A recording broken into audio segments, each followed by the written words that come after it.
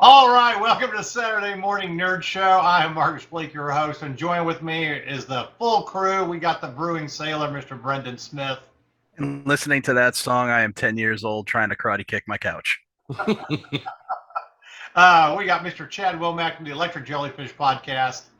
Yeah, I just crane kicked my back into traction, so thanks for that. And Alex Moore is joining us today. Say hi, Alex. Yeah.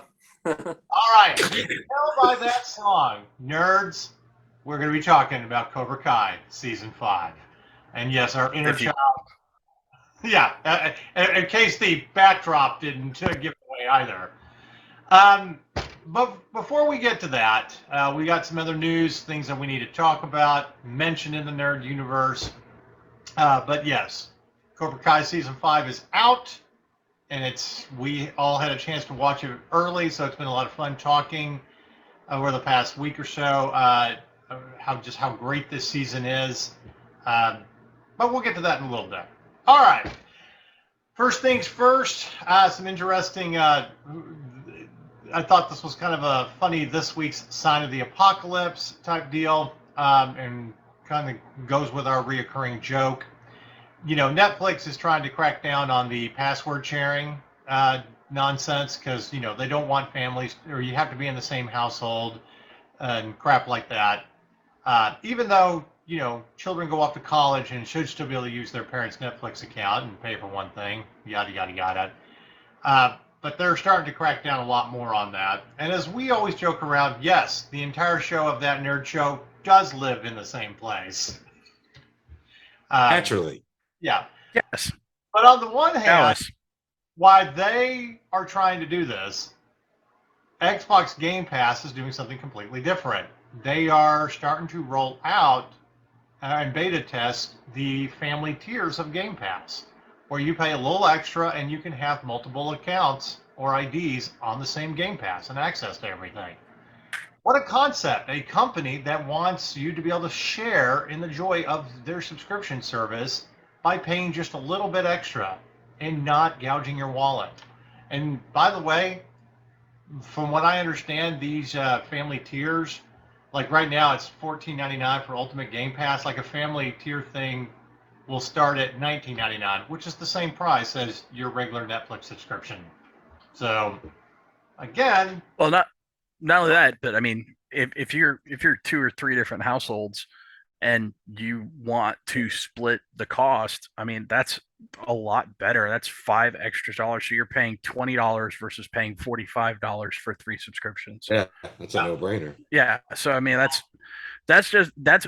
Xbox seeing an issue in the marketplace and then coming up with an equitable solution for both parties. And you know what? They're going to be rewarded with it because people are going to buy in.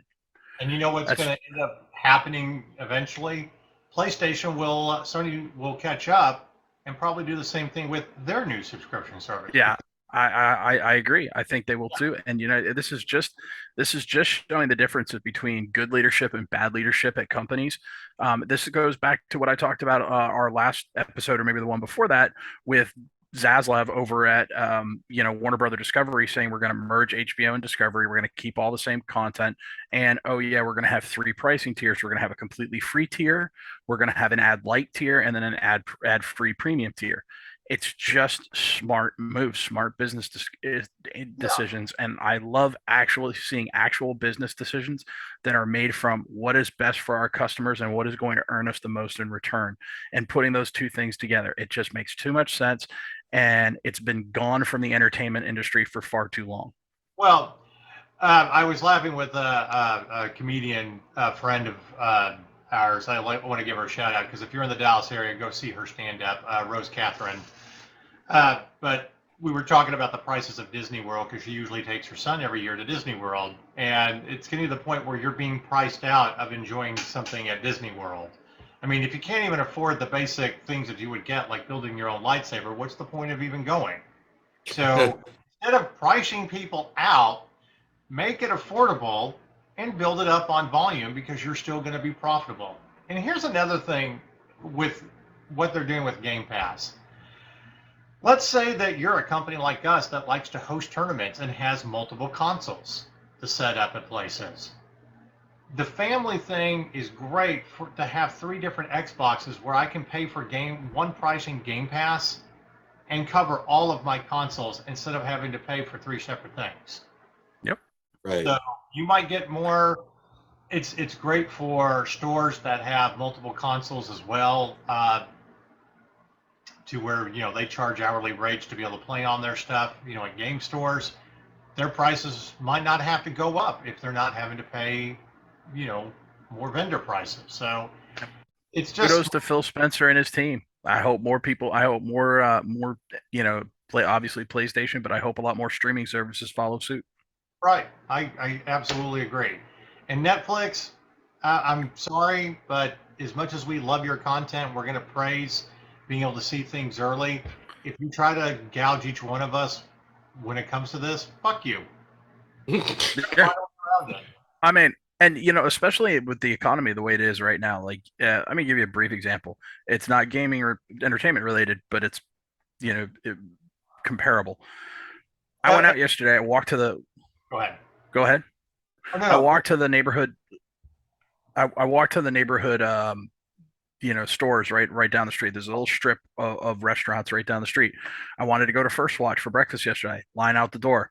I go into Firo Pizza. Everything's gone way up. It's like $13.50 for a personal pizza. I'm like, I'm sorry, your pizza's not that good. I go into Five Guys. Bacon cheeseburgers, $13.50. I'm sorry, your guy's bag of grease burger is not worth $13.50. I'm not eating there. I went home and made my own lunch. And even that's getting challenging. Well, yeah, because you go into the stores and shit's missing. But that's another show. I want to support restaurants and eat out and stuff like that because you're a small business. But when you're pricing me out, I won't. Well, and the thing is, that's not even a small business. Those are 3 chains. Yeah. Those are. I mean, if it's the Thai place across the street that is owned by a little Thai mom and pop, yeah, I'll give you a couple extra bucks because your food's good and you're a small business. Absolutely, 100%. But Five Guys, kiss my ass. So it's not that good. The last thing the burger's good, but ain't that good. The last thing I want to say about Netflix is, if you're like me, who have senior citizen parents who are living on retirement now, and are not going to shell out the extra money for streaming services because their children who are working can. Yes, I'm still kind of poking fun at my father. I'm not paying $5 extra for Paramount Plus, but you can give me access to one of your accounts, right? Yes, Dad. Mm-hmm. And by the way, why are we arguing about $5 a month? That's where all the Star Trek is. But anyway, you don't want me to make a video of my senior citizen mother living on, Social Security, Medicare, only getting a part-time teacher salary, who can't, afford her own Netflix account, crying and whining. And I will make that TikTok video. Why can't I share my son's Netflix account? You don't care about old people. Hey, if entertainment can make movies and TV shows that are manipulative as fuck, we can do it right back. By the way, you want my mother to have a Netflix account because during the pandemic, when she got quarantined with me and I got her a Roku stick and access to everything, she scoured Netflix. She was finding shit that I didn't even know about on Netflix, which was kind of disconcerting. So I'm just saying. All right. Enough complaining about that. We'll praise Netflix and their quality entertainment here in a minute. All right. So, a little bit kind of a funny this week's Sign of the Apocalypse. And I'm actually starting to feel bad for Armie Hammer. I mean, it's one thing that when you're reduced to selling timeshares in Costa Rica or wherever you are now. Damn. Career, yeah. But now there's a documentary series on Discovery Plus about House of Hammer and all your evil cannibalistic ways. And I'm not saying I won't do this week before we actually air this podcast, but I was thinking we really should put out a press release and just say that they're rebooting Silence of the Lambs and Armie Hammer will be the new Hannibal Lecter. That will be on the nose. A little bit. Yeah. Silence of the Hams, really? That would be John Hamm. Yeah, that's true. Well, I'm not saying I would do it, but I was just thinking. Maybe he'll kill Flo. If only. We can dream, can't we? Oh my God! It just, I almost have and then the real reason I don't want to do it is somebody My wants. grumpy mug. That's a good idea. Let's reboot Silence of the Lambs with Armie Hammer. Like for multiple reasons, that's not a good idea. I was kidding. But in our sad society, that probably would reboot his career. My favorite mug that Aaron bought me says, "I hate mornings." It's got grumpy. And I don't know who beats this time. speaking of John Hamm, real quick, did anybody know? I never saw a press release about him doing a Fletch movie on Paramount Plus. Yep. I don't know how I feel about that. I don't either. I mean, John Hamm's a good actor, but that's classic '80s we're getting into here. I'm out of ideas. Oh, they're out. No, they're not running out. They are out. I mean, it kind of looked good. I watched the trailer and I'm like, I'm at least curious, but thank God I don't, but I'm definitely not paying money to go see this in the theater. So thank God it's on a streaming service.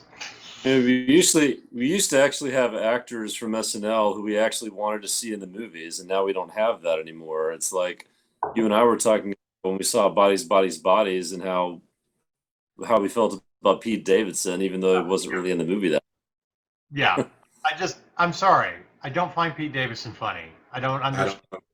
He has the most. I know he's supposed to be a really nice guy and all that, but he has the most punchable face in Hollywood. Like, I don't know if he just reminds me of somebody who maybe as a kid was mean to me or something, but I see him and I just instantly want to pop him in the nose. And I don't like that about myself, but it's true. He's the Martin Shkreli farmer bro of the not ready for primetime players. And shit. Yeah, I didn't really understand like anything. He just wasn't funny on SNL either. No, And, not even on accident. To be fair, nobody on SNL's been funny in a while. This is true. Well, I take that back. I absolutely love Kate McKinnon, so I'm very sad to see her leave. So, if she's good, I'm happy. If she's good, I'm happy she is leaving because maybe she'll get to do better things. That's the way I look at it. Well, for me, the best thing about SNL has been all the political stuff over the last 5 years, and it's not like there hasn't been plenty of comedic gold, but regardless, we'll see what happens with SNL. Really, I'm at the point now with them. I watch it for Weekend Update. Colin Jost and Michael Shea are brilliant together. So I've heard the fact that they do a lot of racial jokes off each other is very funny. Just kind of hitting each other with black and white stereotypes going back and forth. Right. I haven't had a chance to see it, but I've heard it's funny, which in today's world of cancel culture, I'll give them props for doing that because it's kind of shocking somebody hasn't gone, "You can't say that." Yeah, I know. It's like, well, I can, and I did. Yeah. So it's called a joke. So yeah, it's a joke, not a dick. Don't take it so hard. Wow. Yeah. So anyway, a little bit of gaming news, other gaming news going on. So there's basically 4 big major releases left this year. Gotham Knights, Skull and Bones, the new Call of Duty Modern Warfare 2, and as I was explaining to our gaming editor, it's like, Scott, it's not a reboot of Modern Warfare 2. It's actually a continuation of the story. They just can't come up with the original titles, so, hey, Modern Warfare 2 sounds good. Which doesn't speak to the game's overall quality very well. Yeah. If you can't even come up with a title... I mean, at this point, let's face it, Call of Duty at this point is the Madden of the FPS world. It's the last Modern Warfare. I mean, it was kind of cool revisiting those characters from the original Modern Warfare games, but it wasn't worth $60. Uh, Black Ops Cold War was okay. Vanguard, we actually did praise as having a really good original story.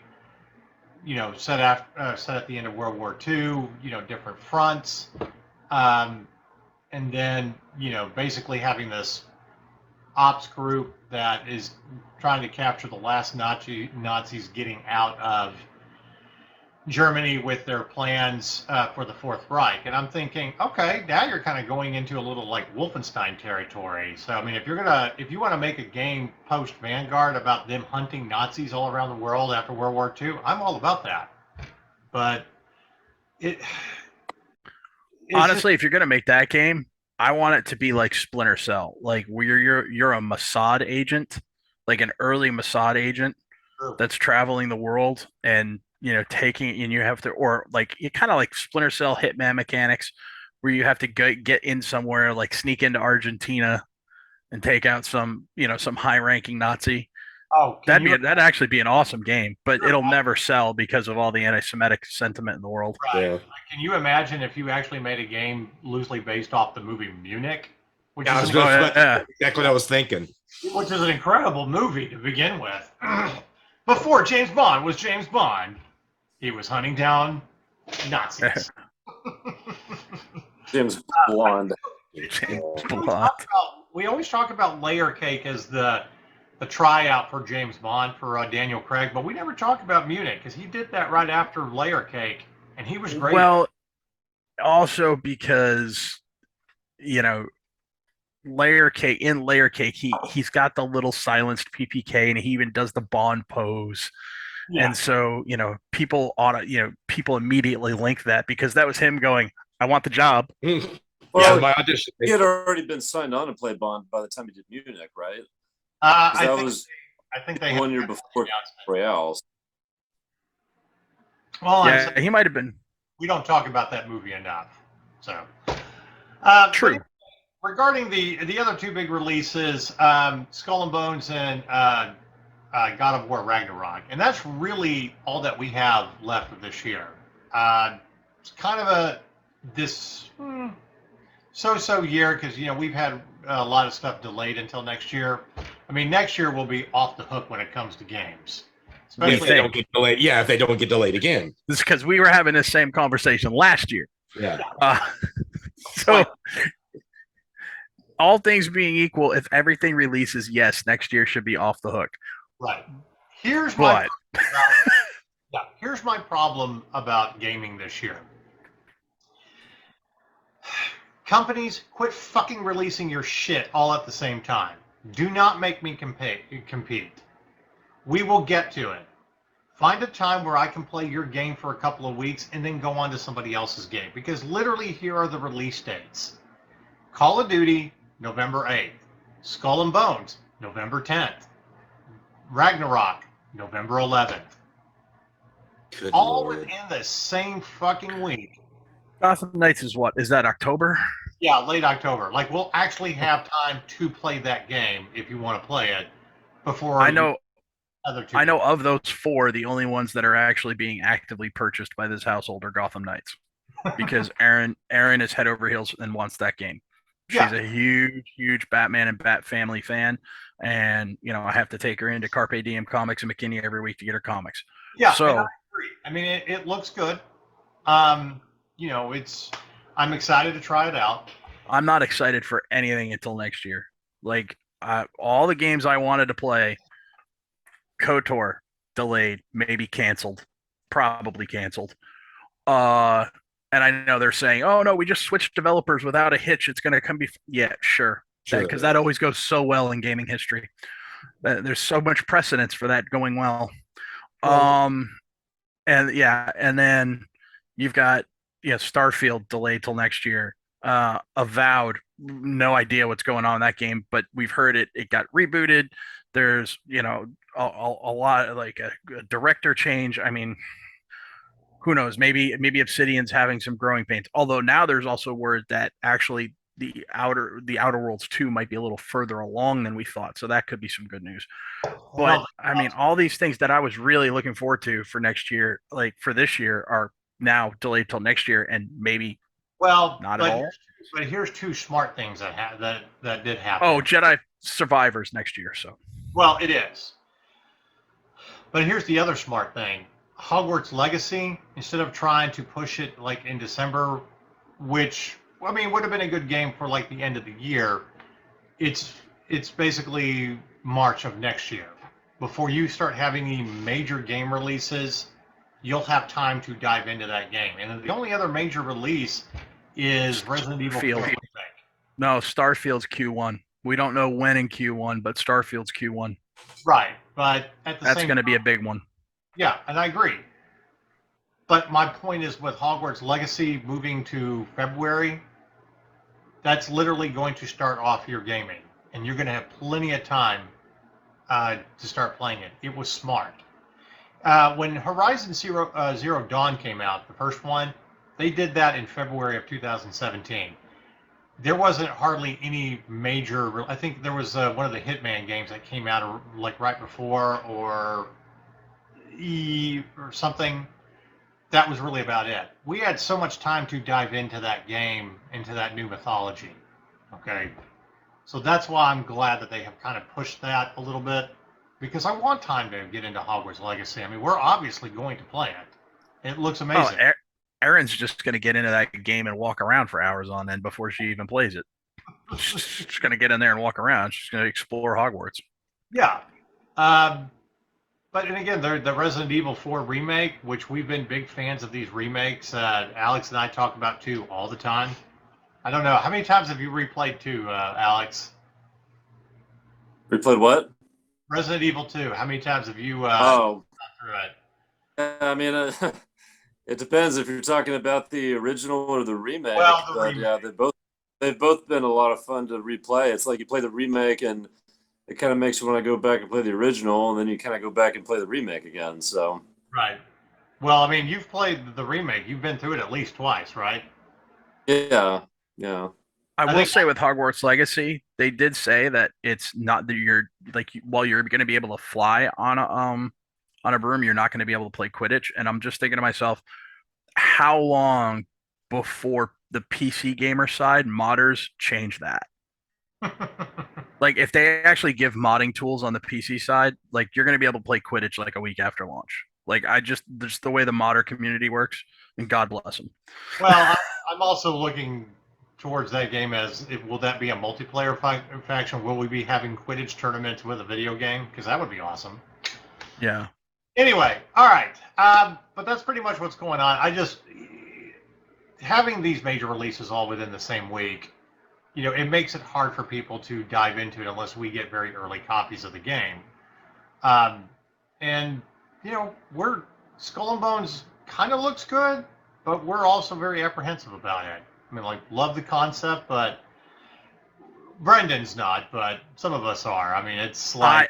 Let me put it this way. If it turns out to be good, I will be very, very pleasantly surprised, and I will give Ubisoft props. That being said, everything I've seen looks fucking awful. Well, anyway, our gaming editor, Scott, him and I were talking about it. It's obviously a game that we're going to try. We may not buy it right off the bat. It may be one of these where we use the PlayStation new subscription service where you can do a 2-hour trial on big games. Get 2 hours in and figure out if you want to keep going type thing. Because usually if it's a terrible game, you're going to figure out within the first hour or two whether you want to continue. So anyway, and that's one of the things that I have enjoyed about PlayStation's new, Plus subscription service. If you get the premium, which is about $17 a month, you get access to all of these trials on games without having to run out and buy them. And,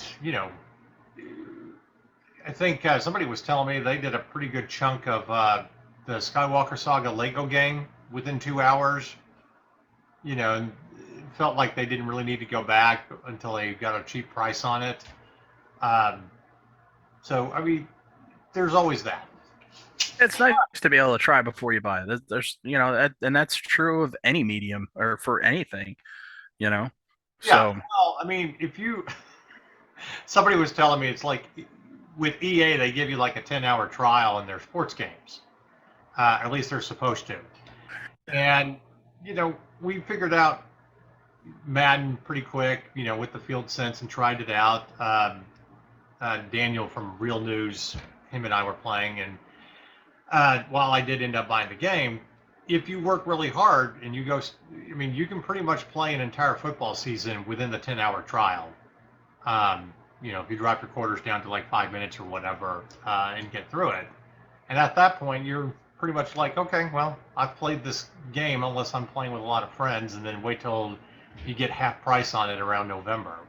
So, and I got to be honest, this will probably be the first year that I don't run out and buy the new NHL like I do every year, because once they went to the Frostbite engine and made all the improvements, they're not going to make any improvements for 4 or 5 years.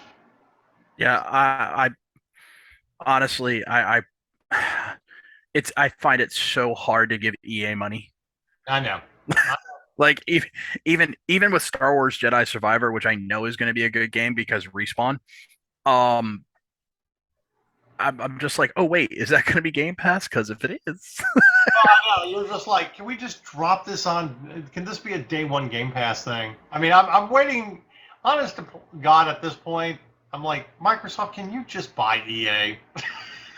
Make everything day Somebody, one. please. Yeah. Somebody, anybody. Yeah, I don't know if EA will ever get bought. It's a little too big at this point, but. So thought the same thing about Activision for years. Never thought that would happen. We are. Well, although Activision mismanaged, and I guess EA is mismanaging themselves too. So who knows? Maybe it'll happen. Well, they did make an announcement that yes, once the merger and everything is officially complete, you will start seeing all the Call of Duty games on Game Pass. So, yep, Call of Duty, Diablo. Yeah. So I'm okay. Think of Microsoft as an evil empire, fine. But at least they're doing something right with Game Pass, and I'm at the point now, I don't even want to buy a new Call of Duty game. Please just make them day one, or at least give me a real discount.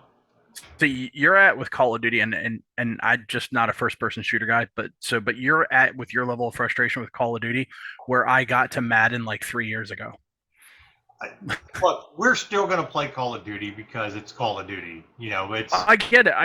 We're still got to review it and all that, but your level of frustration, that's where I've been with Madden. Yeah. And I'm not buying another Madden game until the year after somebody else has the NFL license, and then Madden has to react to actually, keep up. Well, the only true football game that we're really looking forward to is. NCAA football, once they finally do it, even if it is just Madden with, Well, yeah, and it's got nothing to do with the quality of the gameplay. It's got everything to do with the atmosphere of college football. Yeah, exactly. So it's like, because Marcus and I want to be able to get online and play Army versus Navy whenever we want, so we can talk shit to each other all year long. Exactly. I just want to create a school again.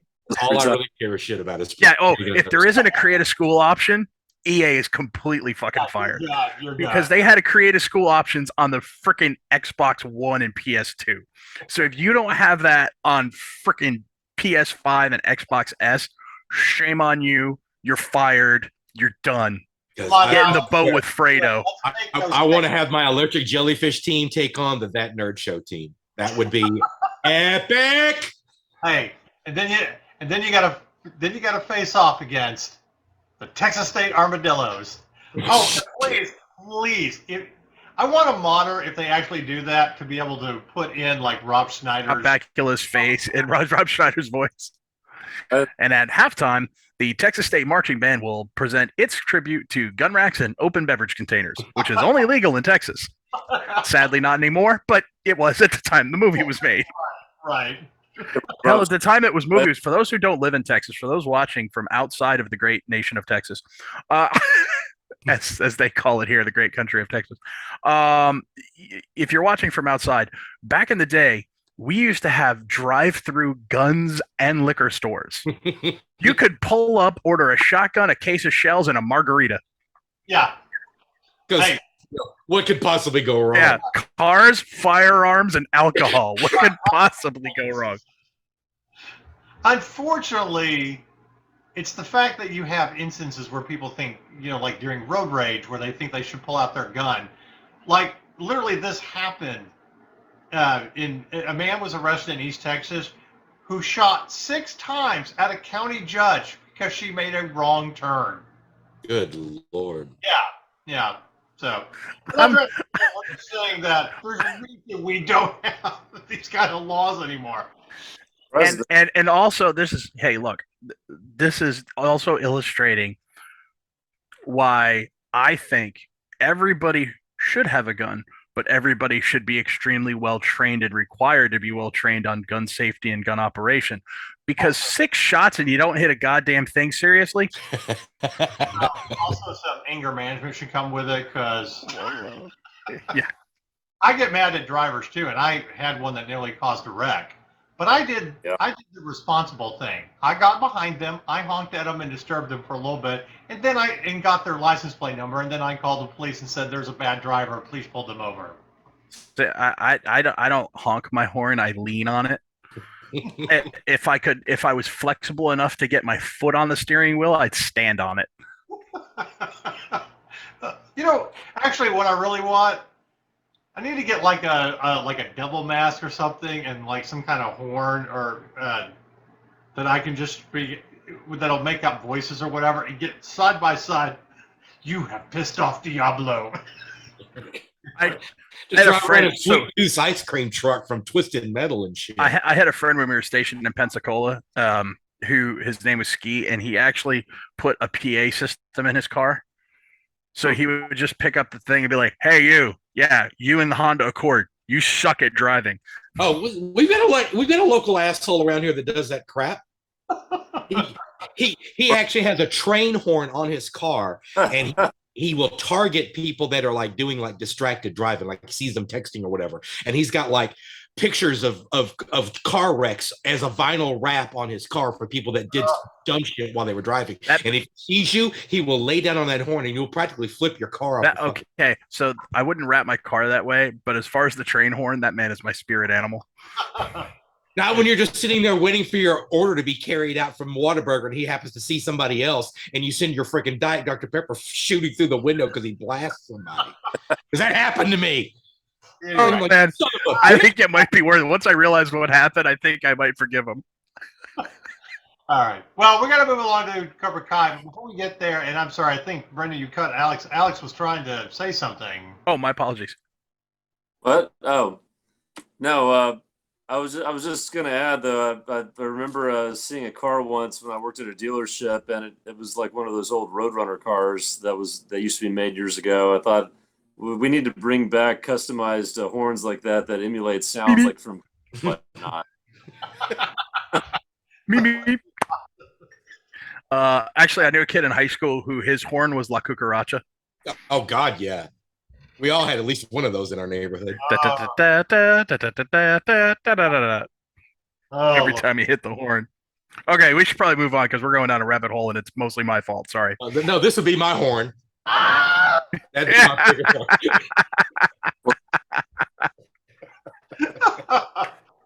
Oh my God. You're welcome. Oh, that was great. Good Wilhelm scream. All right. Actually, little Wilhelm scream based off stuff that's going on right now. Somebody took the scene from the first episode of She-Hulk where she throws the desk across the courtroom and it hits somebody, and they added the Wilhelm scream to it, and it makes it so much better. Nice. So sorry. Hulk, we won't get into that until the series is done. So we actually see the entire thing. But yes, if you're looking for initial impressions, no, it's not a 10 out of 10. We can tell you that right now. It's not. But anyway. All right, Cobra Kai Season 5. It is out now. Came out Friday, September 9th. If you are a Cobra Kai fan, I fully expect all of you to have binge-watched this by now. So there's some spoilers that we're going to have. We're just warning you that warning right now. But we feel like most nerds are already done with it because really it's about 3 hours.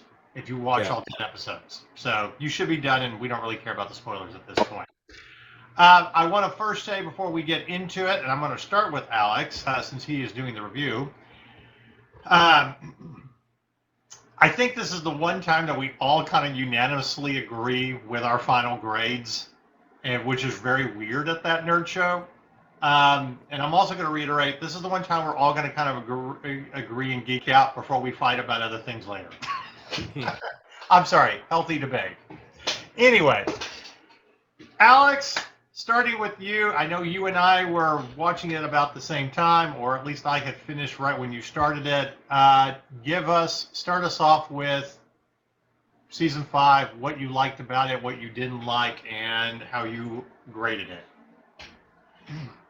Well, right off the bat, the thing I liked about it compared to the previous season, which wasn't bad, but was certainly a step down from the previous season, which was season 3.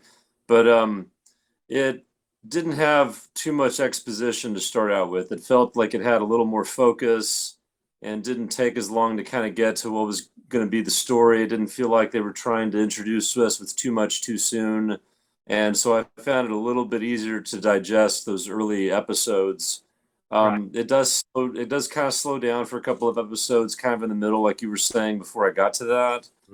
But really, by the time you get to episodes 4 and episode 5, which was really my favorite of the season, according to my markings, once it got there, it didn't really fade very much. I thought it stayed really strong the rest of the way. Aside from episode 7, which I thought was probably the weakest of the season. But which one is that? I'm trying to remember exactly because I kind of have to look at my notes to kind of remember it. But I'm just going by what the scores say for each episode. But Well, what I happened? apologize. What happened during episode 7? Oh, episode 7. I think this is the one where they start talking about making a Cobra Kai global brand that's gonna, kind of go around the world and not just in the States. And okay. So it's setting up his. It was setting up his. yeah, it's kind of a setup episode for the rest of the season. But I just for me that was sort of the episode that sort of was down a little bit compared to the rest of the season. But overall, I think it's better than the previous season. I think I even liked it better than season 3. Of course, most fans, I think a lot of fans like season 3 the best, but I kind of go back to season 2 as being my favorite up to this point. But I think season 5 is right up there with it overall. So I didn't necessarily like the way some of the stories ended with some of the characters. And I get it that we have some characters that people love, and so they don't want to see anything happen to them. And you got to have certain characters to root against if you're going to go forward, even just another season. But I thought there were certain things that happened that I thought should have stayed the way they were. And then when things kind of at the very, very end it turned around, it's like, oh, they're not dead, they're alive. Like I just thought, well, maybe they didn't need to do that. That's just kind of my personal preference on that. So. Okay. My main thing about this series, season 5, is one, I love the fact that Terry Silver really is just the ultimate villain. The rich dude who thinks he can control everything and wants to make it bigger and better and all that. And while you really do consider John Kreese kind of, a bad guy, they made him more sympathetic with showing his backstory, why he is the way he is, losing the love of his life, being in a POW camp, all of that. And that's great. And really just kind of wanting to teach martial arts and stuff. So, you get those backstories, but Terry Silver is he really is the ultimate villain. He's just fucking crazy. As we saw in season 4 when he basically frames Kreese and takes over everything and is trying to make Cobra Kai bigger and better and, well, more villainous. So,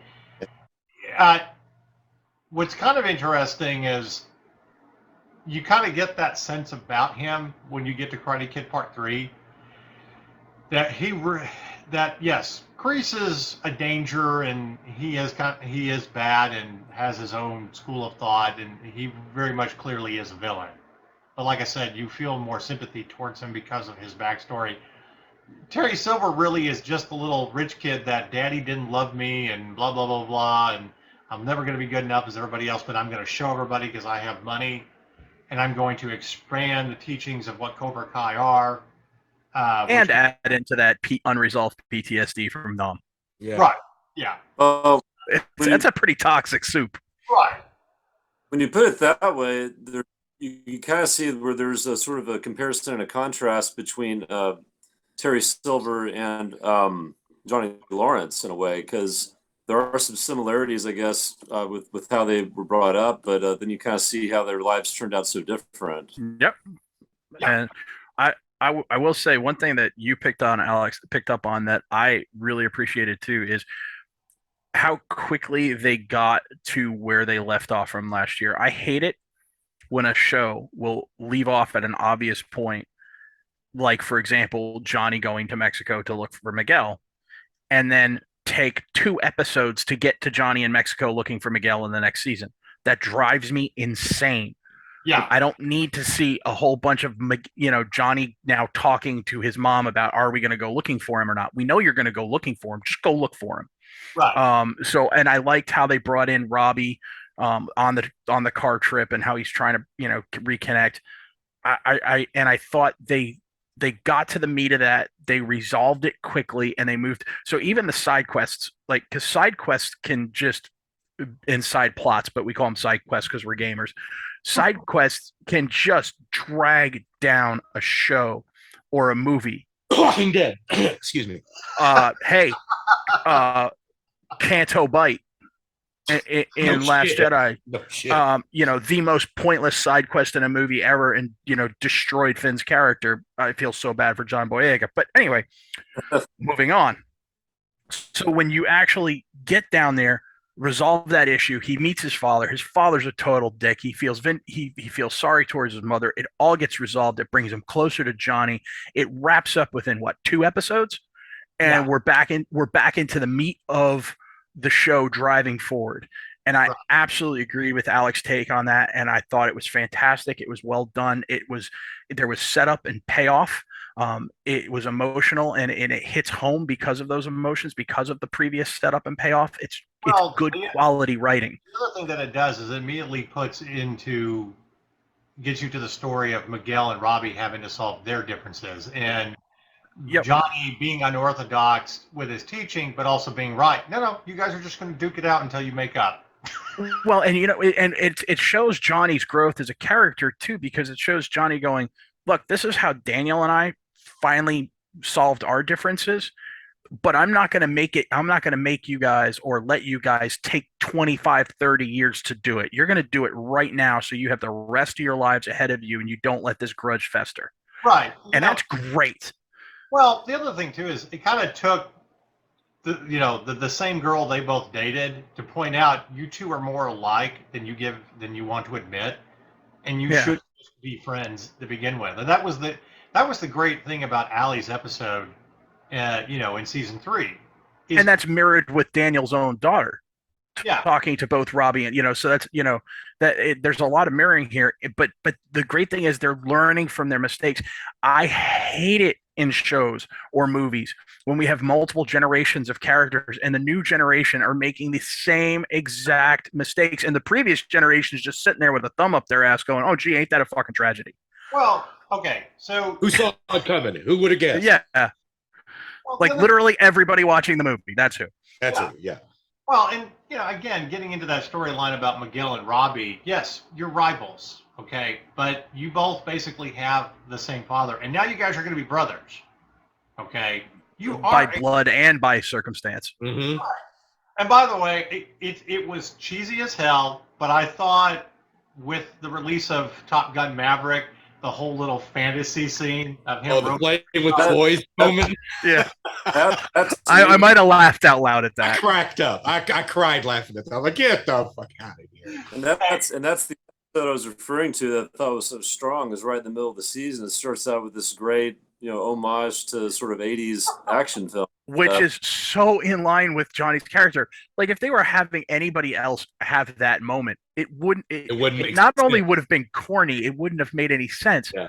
But the fact that it is topical because Top Gun's come back out, and because Johnny is such a huge guy who's stuck in the 80s, he's his music, his hairstyle, like everything about him is 1980s. It's perfect. Yeah. Well, Playing knocking for the fetus and shit. So I was kind of with my sister about this. She's not a huge Cobra Kai fan. I mean, she was born in '89, so she doesn't have the same connection to it that I do. And she's like, I should get into it. I know everybody loves it, but I'll have to go back and watch the movies and blah blah blah. And I'm like, that's fine. But one thing you have to realize is the difference in styles. That one is, yes, more combat oriented. There is no honor in it. And while you get that, like in a time of war, Miyagi-Do isn't just teaching you karate. Everything you learn is also applies to a life lesson. He's teaching a philosophy. Yeah. Yeah. Who you're going to be. So you get these three characters. Two have the same style, but obviously Chosen knows more about Miyagi-Do and the other side of it that was taught, the more combat side, stuff that they learned during the war and passes it on to Daniel, blah, blah, blah. But you're getting the blending of all of this together of not just styles, but also philosophies that all kind of coexist. So, I mean, really, when it came to like the training, and I still think it is literally the best training scene of the entire series, is Chosen. Hunting them all down, teaching them to work together, which literally foreshadowed the last episode. And he was so fucking... Again, set up and payoff. Yeah, he was so fucking hysterical when he was doing just the rising out of the water. I mean, it's cheesy, but it's that good. It's the right kind of... It's the right... It almost reminded me... He almost reminded me of Damon Wayans and Major Payne. Shit. I never would have put that together. That's a good call. I love that movie too. That's a great movie. I'm gonna dig that movie up. I don't think I've watched it in quite a while. Sometimes Hollywood just does a comedy and it's for kids, but it hits it out of the park, and there's just enough for adults in there to go, I really enjoyed that. Mm-hmm. Well, anyway, Alex, getting back to you and stuff. I mean, again, we talked about this, and you're right about how they jumped into it. There's always those weak episodes. You know, you have to take an episode to kind of set up the bigger story. And I kind of agree with you about that. But one of the things that Alex and I were talking about, because we were gearing up for it, is the movie The Karate Kid Part 3 and Mike Barnes. You know, they seem intent on bringing everybody back, and you didn't really think about Mike Barnes coming back. But they do it so well. Yes, it was awesome. This show is a masterclass in how to bring in a new generation while paying respect to what came before. Right. You know, and he was another guy that got screwed over by Cobra Kai, rebuilt his life. You know, they thought he was a villain, and really, the whole furniture store scene was great. But yeah, I'm sorry, I didn't mean to. Yeah, the whole way they set that up was you can kind of see the misdirection coming. So it's I think anybody who's a fan of the series and watched all the movies knows that he's not going to be what he seems. So you know that that's coming, but it doesn't spoil it for you when you see what it is. Yeah. And I of course I think the greatest thing about this series is that these characters that were so one-dimensional in the movies, like Mike Barnes, for instance, who was really just a bully. Yeah, and there wasn't anything else to him. He had no layers. You get to come back and see a little bit more to what that character is, and of course you realize that the people we were when we were teenagers were usually not that same person when we grow up. So, you know, that's kind of, if you ever go to like a high school reunion, that's kind of the cool thing, is to see the people that you didn't necessarily get along with become, change. And become boy, I could tell a story about that. Yeah, and become something or a person that you would get along with. You hope that that's what it is, that you get over all your adolescent nonsense and you see the bigger picture. And that's what I love about Mike Barnes. But again, he's also very much kind of like Johnny in the sense of still kind of living. He's a badass, because literally the whole last episode, we're going to go kick his ass. and it was great. The ponytail off his head and shove it up his ass. Yeah, Daniel's the sensible one. No, we're drunk. No, we're doing it. And Chosen just driving that train too. He's like, finally. I am gasoline. I love that. Although, there was one scene when Robbie goes to Cobra Kai to apologize, which I actually really like that scene. It shows a lot of growth for Robbie too. And when Terry Silver gives his little speech about they do what he does. He tells them to and says, they heard you, they listened to me. Robbie should have just gone, that's very impressive. Did they salivate when you ring a bell too there, Sensei Pavlov? Mm-hmm. It's something like that, like something out of the lines of Beverly Hills Cop. That's very impressive. Can you teach him to sit and roll over too? Well, the reoccurring theme really throughout this entire show is kind of how you take broken kids or kids who have been bullied and you reshape them into something else that isn't necessarily good. And again, the two philosophies of the martial arts. You can give them identity and teach them that you don't have to be a bully, but you can defend yourself. And there's a bigger picture of Miyagi-Do versus Cobra Kai. Because, the little African-American kid, and I'm drawing a blank on the character's name, he is the shining example. This is a kid that shouldn't be that bullied, but the irony is he got bullied and picked on as a new kid by Anthony LaRusso, and it's that kind of thing of your chicken's coming home to roost, so to speak. But I think that overall that's mostly what I really, really love about this show is kind of, again, the two different teaching philosophies. You don't have to be bullied. There's different ideas of tough. Okay. You fight when you have to and stuff, but at the same time, you also defend because I don't think, while they are trying to set up what is clearly right and wrong, it's ambiguous at the same time. It's what you determine what's going to work for you. And you kind of see that. I mean, how this show starts off with that flashback scene of Chosen, which really just sets up his character well. But what I was trying to get at, when I told Alex when we were talking about season 3 a couple of years ago, I literally almost shed a tear at the end of that episode 5, where Daniel goes back to Japan and reconnects with Kumiko and sees Chosen, and these characters are redeemed. And Chosen is not the same. He becomes the man that his uncle and Mr. Miyagi always wanted him to be. And he's a great teacher. And he's hilarious. And, now they're friends, and you can be redeemed and you can change. And you don't have to have the hokey speech at the end of Rocky IV. If I can change, you can change. But they did it anyway. There just for fun. The Rocky IV references were great. I mean, yeah. Again, it fits because it's Johnny. Yeah. Exactly. But the fact that the German dude from the Sekai Tekai was right there and all about it, that was hilarious. I loved it. This is my favorite movie. Alex, really? How did you grade Cobra Kai season 5? I'm prepared to give it at least an 8, which was what I gave to season 2, I think. But I'll think about it a little bit more because I know that it's officially the show dropping this back and forth. I think Friday is when it's going to officially drop, so I have a little bit more time to think about it. But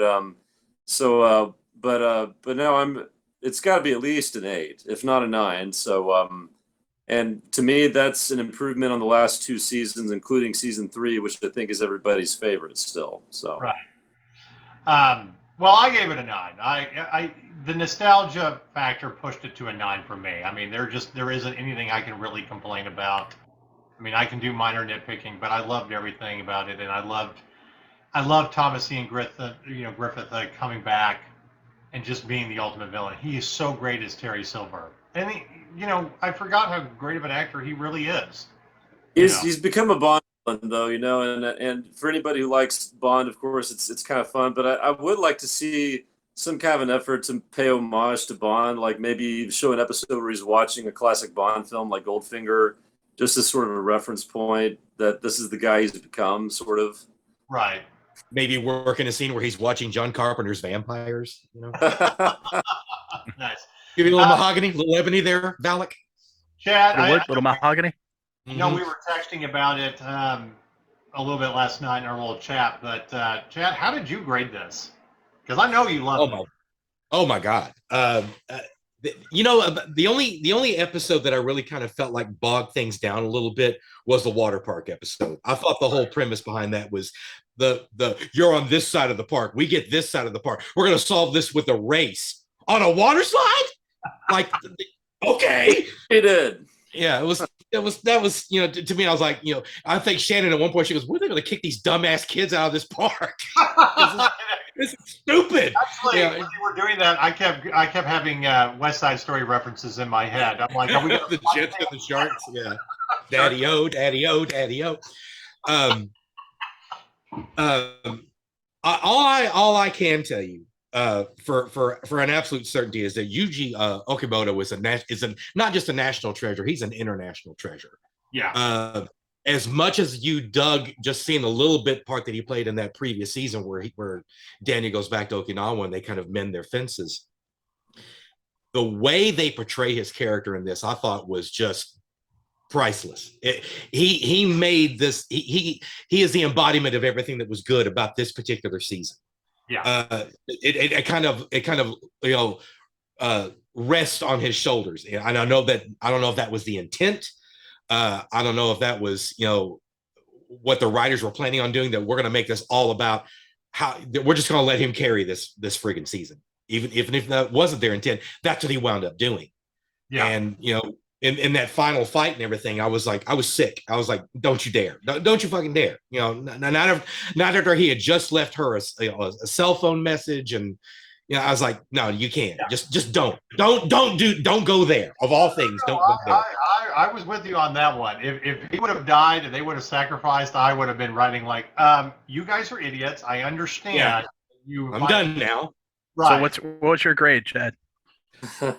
It's easily an 8.5, if not a 9.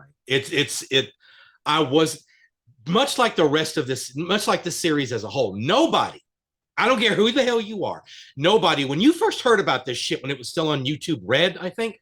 Yes, it was. Nobody gave this show a shot in hell for being this good. No, I don't care who you are. No. As badly as the film franchise had wound up, and it was in the shitter. I mean, Marcus dragged me into this show kicking and screaming. I just kept hearing all this word of mouth. Like, if you liked Karate Kid at all, check this out. And I did. How you did that Bosch with me. Yeah, more or less. Yeah. So, it was pretty, and kind of around the same time too.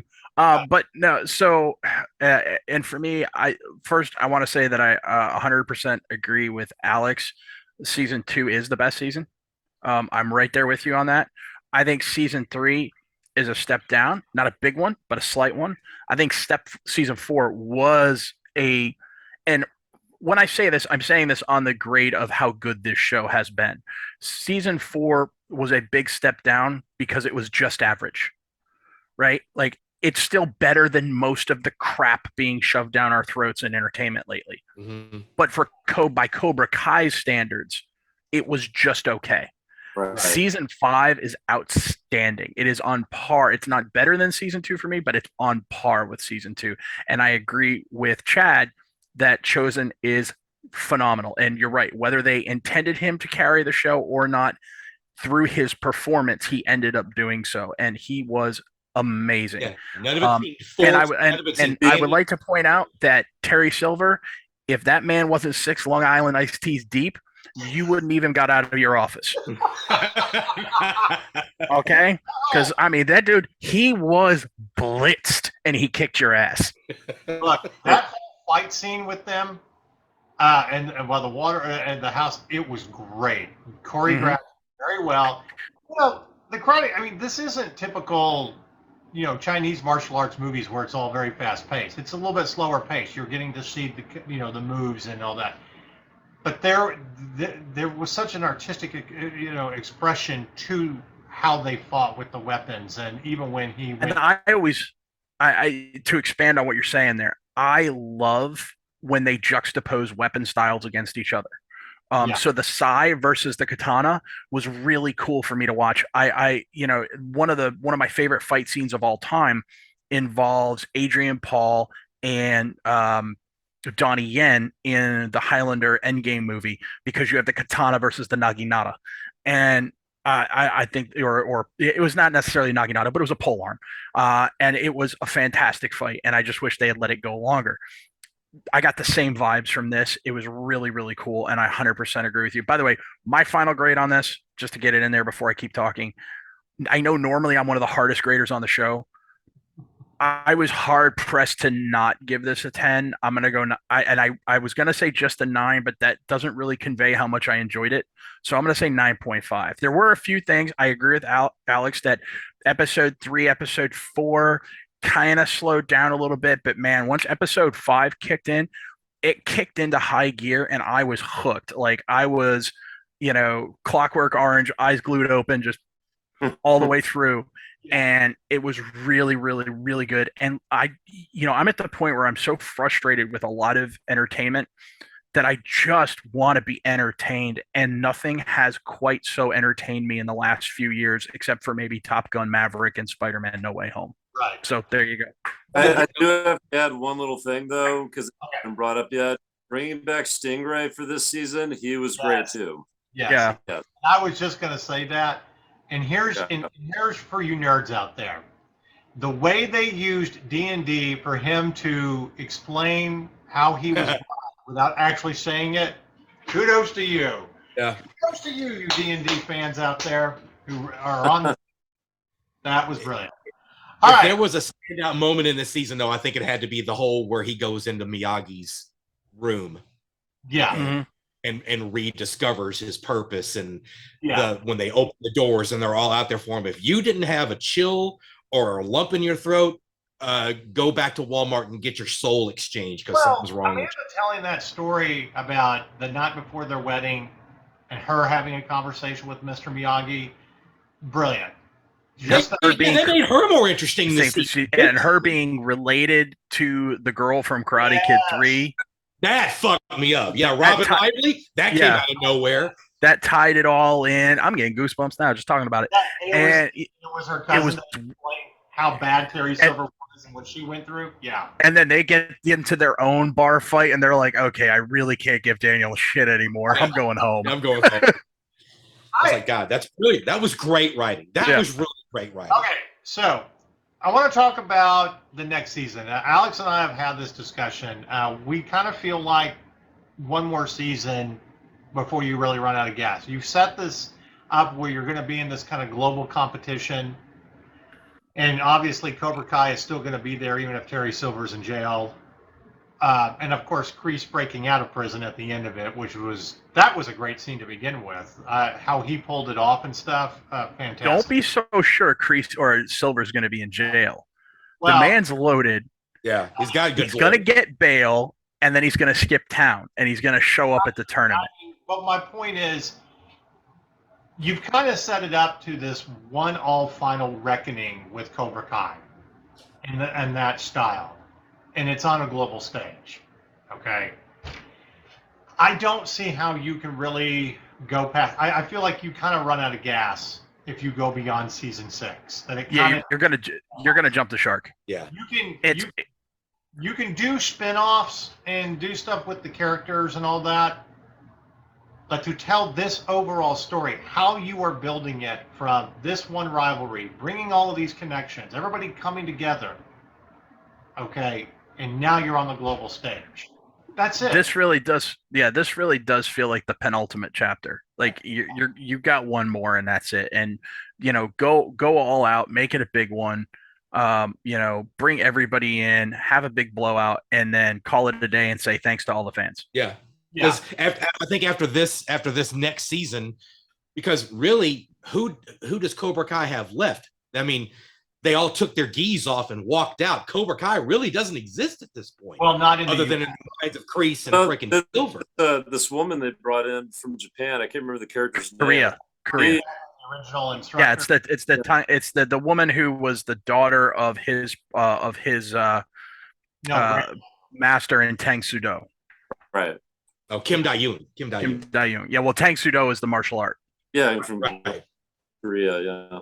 Well, that's what So they're gonna bring their students from Korea in under the Cobra Kai name. That would be my guess how they would do it. I see her character possibly expanding for this final season because the way she was kind of introduced, you kind of see that maybe being her kind of taking a step up in this final season, if it's the final season. So she'll be the face of Cobra Kai because Silver's been disgraced. And is anybody besides me absolutely intrigued over who this master that taught them this art, since you never got to look at his face? Yeah. They were showing that training season. Does anyone have any guesses as to who they think it might be that's going to play that part? Since he's been blackballed in China, I think it'd be really cool if they brought in Chow Yun-fat. Mm-hmm. No, I don't think so. Wait. No, I didn't know. I don't know who it'll be. I just think that would be a cool idea. Who do you think? Chow Yun-fat is blackballed as an actor in China? Pretty sure. Yeah, I read that a while ago because he's anti-Chinese government. Oh, well, all right. That's why he's been kind of missing from movies for the last 10, like ever since Bulletproof Monk. Have you seen him?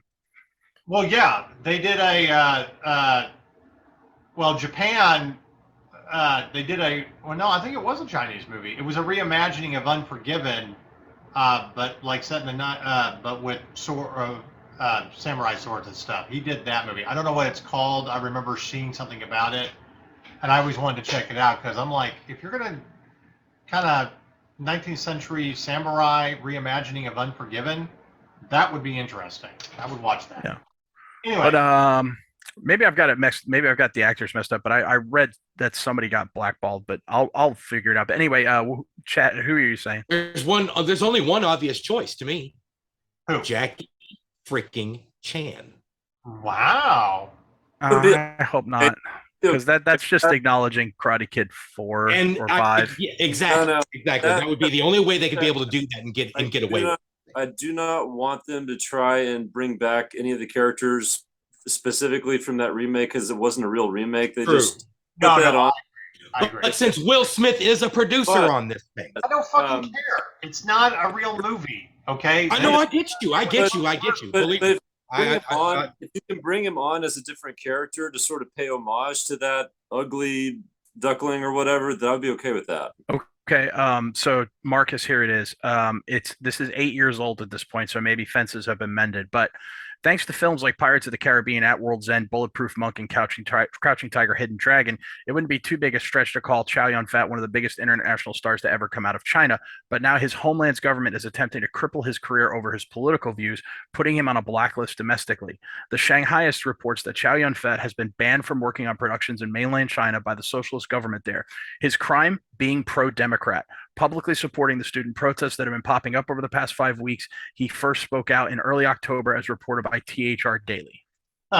Well, so well, I didn't know that, but that would be interesting. I think it would be really cool to use him because as to China. But anyway, I would say, or at least to their government. You can also get Jet Li.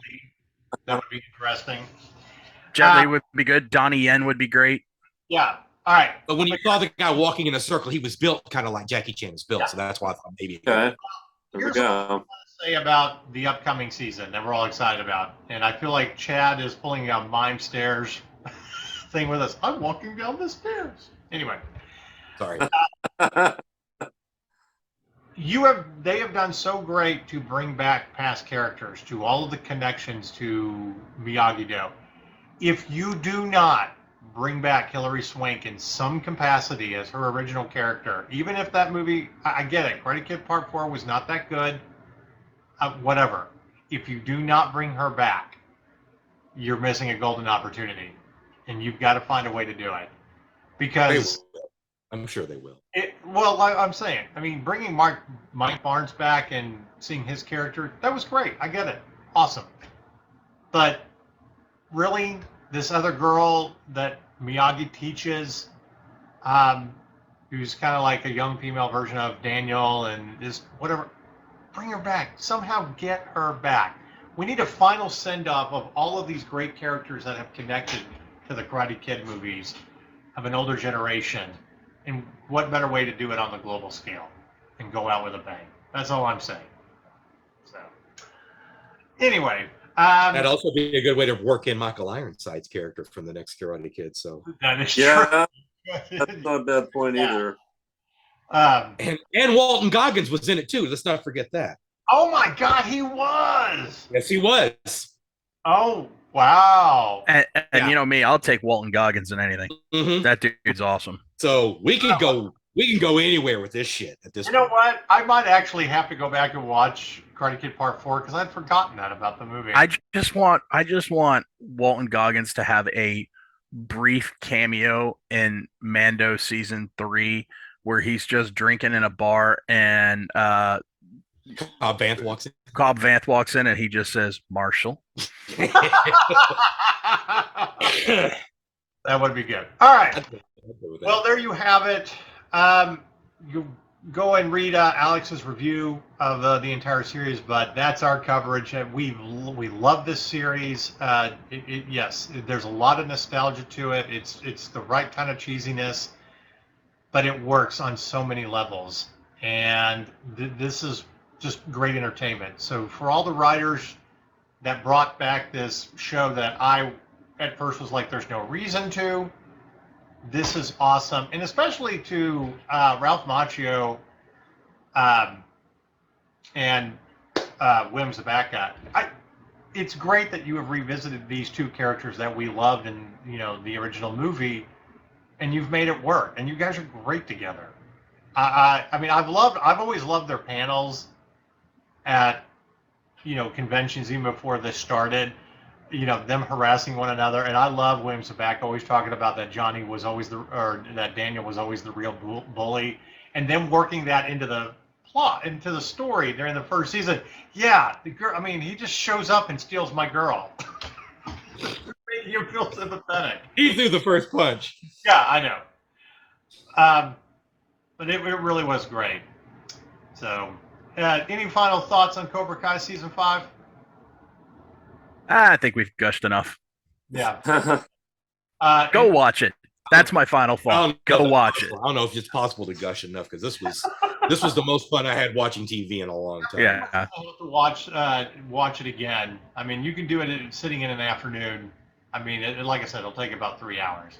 All right, we're going to take a quick break, and then we're going to be back in the second half of this show talking about our first impressions of Rings of Power and House of Dragons.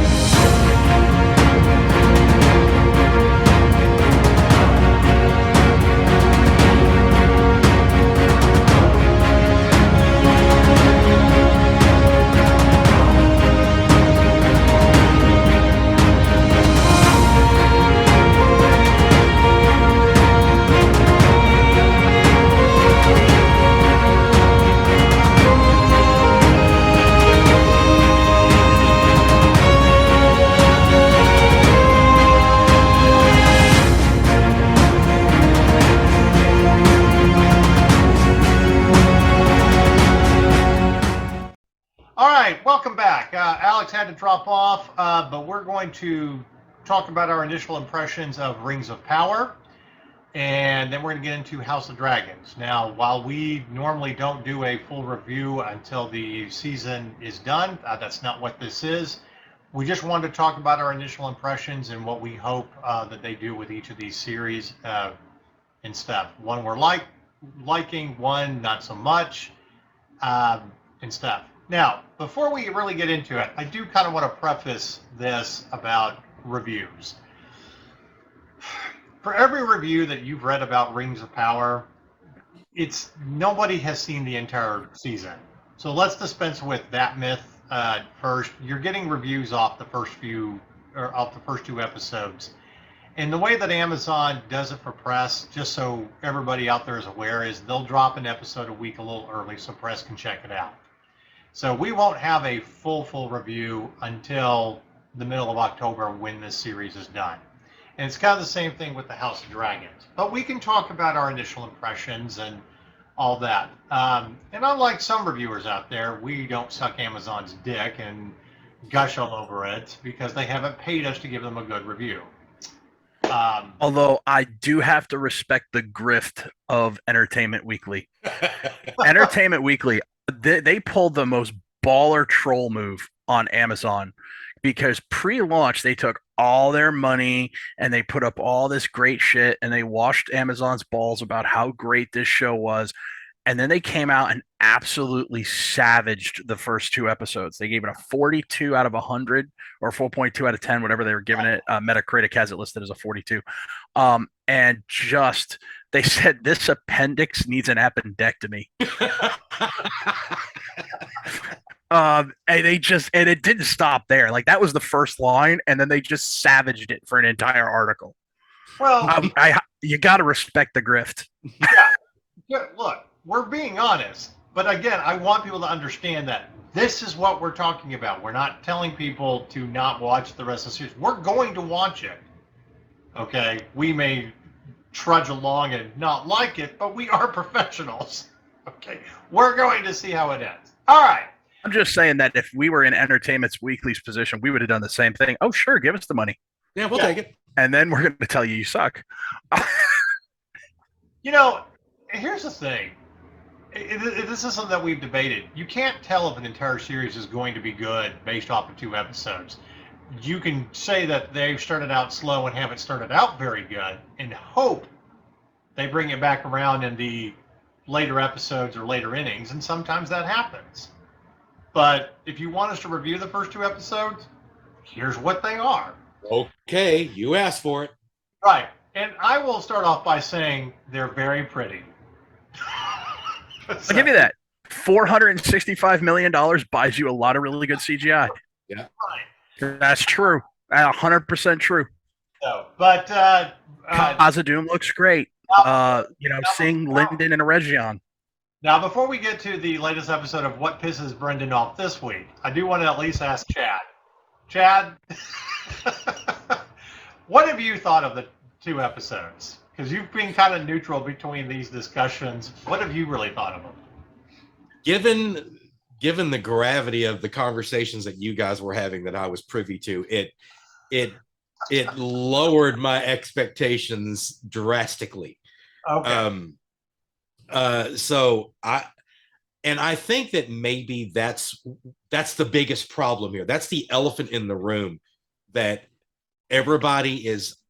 I don't know if they're so much expecting it to be Peter Jackson 3.0. I don't know. But I know that that's where the level of expectation is. That's the bar. Right. Peter couldn't even meet his own bar when he did the Hobbit trilogy. I'm not saying that the Hobbit trilogy was bad. I'm just saying it wasn't Lord of the Rings. And to be fair to Peter, that had a lot more to do with studio interference and the fact that he was bailing them out because Guillermo del Toro bolted because of studio interference. Right, exactly. So in all fairness, it turned out pretty well considering the scars that were already in place whenever Peter had to, pull it together. All right, fuck it, I'll do it again. I'll do it myself. We'll do it live. Whatever. No. But and he turned out a respectable trilogy that should never have been a trilogy, but I digress. 2 movies. Yeah, 2 movies would have been sufficient. At best. 9 hours out of that book, but sure. Yeah, sure. But well, they didn't. They added in a bunch of other stuff from appendices, which is basically dovetails us into this. Quite nicely. That's what we call a segue, folks. That's what you call a segue. Very well played there. Thank you. It's segue, yeah. Not that. Did you say segue? I bet you could if you tried. Be a lot cooler if you did. Your summation of it, I think, is pretty much dead on. Of like, yeah, it looks good.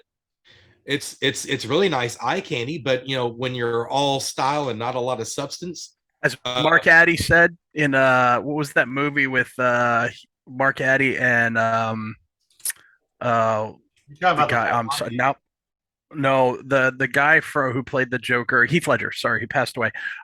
They were in a movie where they played the Sin Eater. As Mark Addy said in the Sin Eater, all mouth, no trousers. or it's like the comedian Pablo Francisco once put it, hey, I got a great plate of spaghetti, but I got shit all over it. So, there's that. Well, it just, it just kind of plodded along, and it felt like, the Ent scenes and the two towers, where I'm just like, okay, where is the chase, and when can we cut to it? Why have they made Galadriel this freaking unpleasant, intolerable character? And why doesn't anything make a and honestly, if you're going to create a bunch of new characters for the show, right? And like, I understand, like, I know there's a lot of super purists out there who say you can't even make new characters. Well, you're going to have to, because even in the Silmarillion, there's not enough of this to not make new characters. Like, you're going to have some original characters.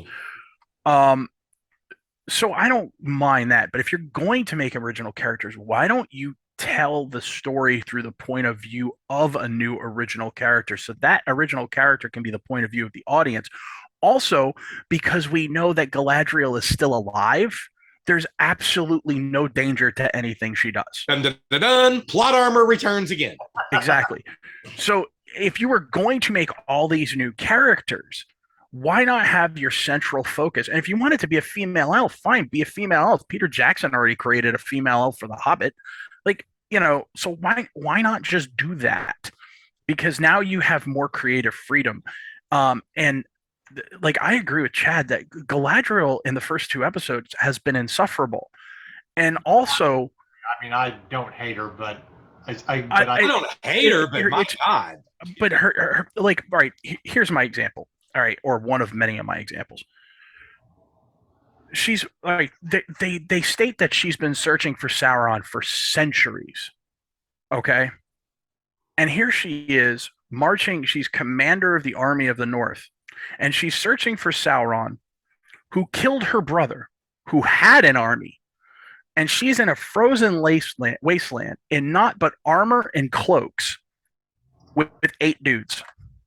Even if you find Sauron, he gonna kill you like he killed your brother. Yeah. Like, and then they finally find some mark after centuries of looking. They finally find a sign of Sauron, and all the elves give up. This thing that you've been looking for centuries, you finally found it, and now you say it's time to give up. And then it just keeps going. And then she gives up and says, all right, fine, we'll go back to Lindon. And they say, the sunlight never touches here. We shouldn't have ever come here. I'm sorry, you're looking for a being of darkness, and you waited centuries to go to the place where the sunlight doesn't touch? And then they get back to Lindon, and they ship her off to Valinor because they're tired of hearing her shit. And Gil-galad and Elrond just automatically assume that Sauron is either dead or just fucked off, even though he's an immortal Maiar and servant of Morgoth. If he died, you probably would have heard about it. So they just assume. So in the very first opening minutes of the show, before the Rings of Power thing even comes up, the writers have already convinced me that Galadriel is a terrible hunter, and Gil-galad is a willfully ignorant moron. And Elrond ain't much better. The problem, I think, when you do a prequel, especially when you know what's going to happen with the characters, is, again, you hit the nail on the head. It's not as exciting because you know what their end story is going to be, unless you can come out with a really great story about their descent into darkness, hence Anakin Skywalker, to Vader, or give us something that we didn't really know.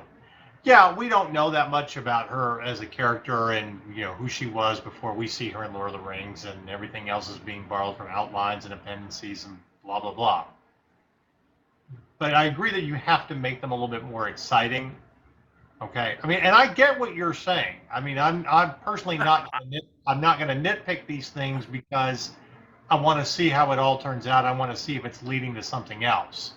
I I don't need it to even necessarily be all that like exciting, thrill a minute, nonstop. I just need it to be calm. Like, and we'll compare it here in a second to House of the Dragons. House of the Dragons moved very slow so far, but everything has been extremely competently written, like we talked about with Cobra Kai in the previous segment. There's setup and payoff. Here, they expect you to have the payoff, but there's no proper setup. So the payoff doesn't work. And it's like everything they've done is just been, to me, it just doesn't make sense. Like the line from the one elf to a reindeer. Never, but there's only been two such pairings in history, and both times it ended in death, referring to a human and an elf.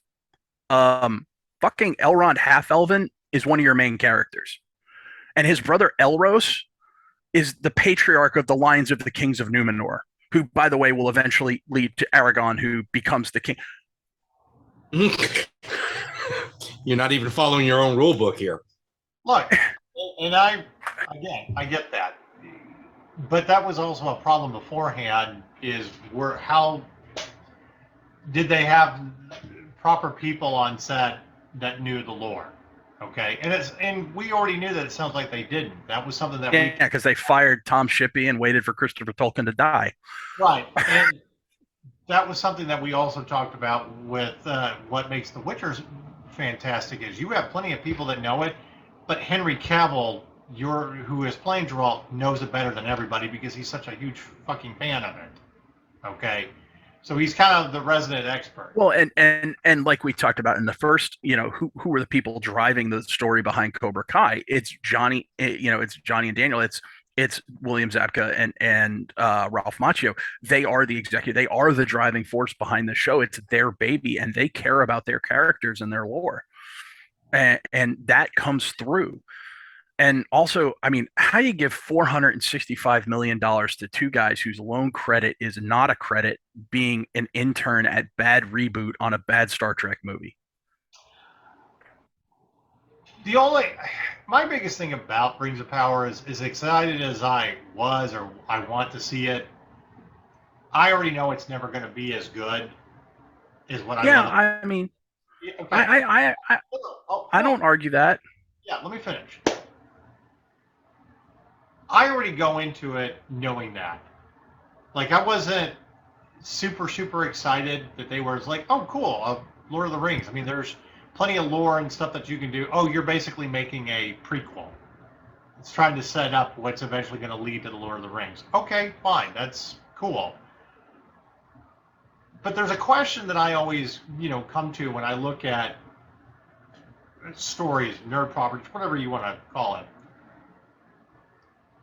If we had never had anything, if we never had Lord of the Rings or the Hobbit movies, if this was the very first thing that we were seeing in film outside of an animated movie, would we like it more? Would we be more marginally? So maybe, yeah. Like I said, if I was discussing this with somebody the other day, and if I had to give a numerical grade, and I know we're not going to until the show's over, but if I had to give a numerical grade, and it was not Lord of the Rings, it was generic fantasy X, I would probably give it a 5 out of 10. And that's fair. Given that it's because it's some of the costuming has been good, some of the armors look terrible.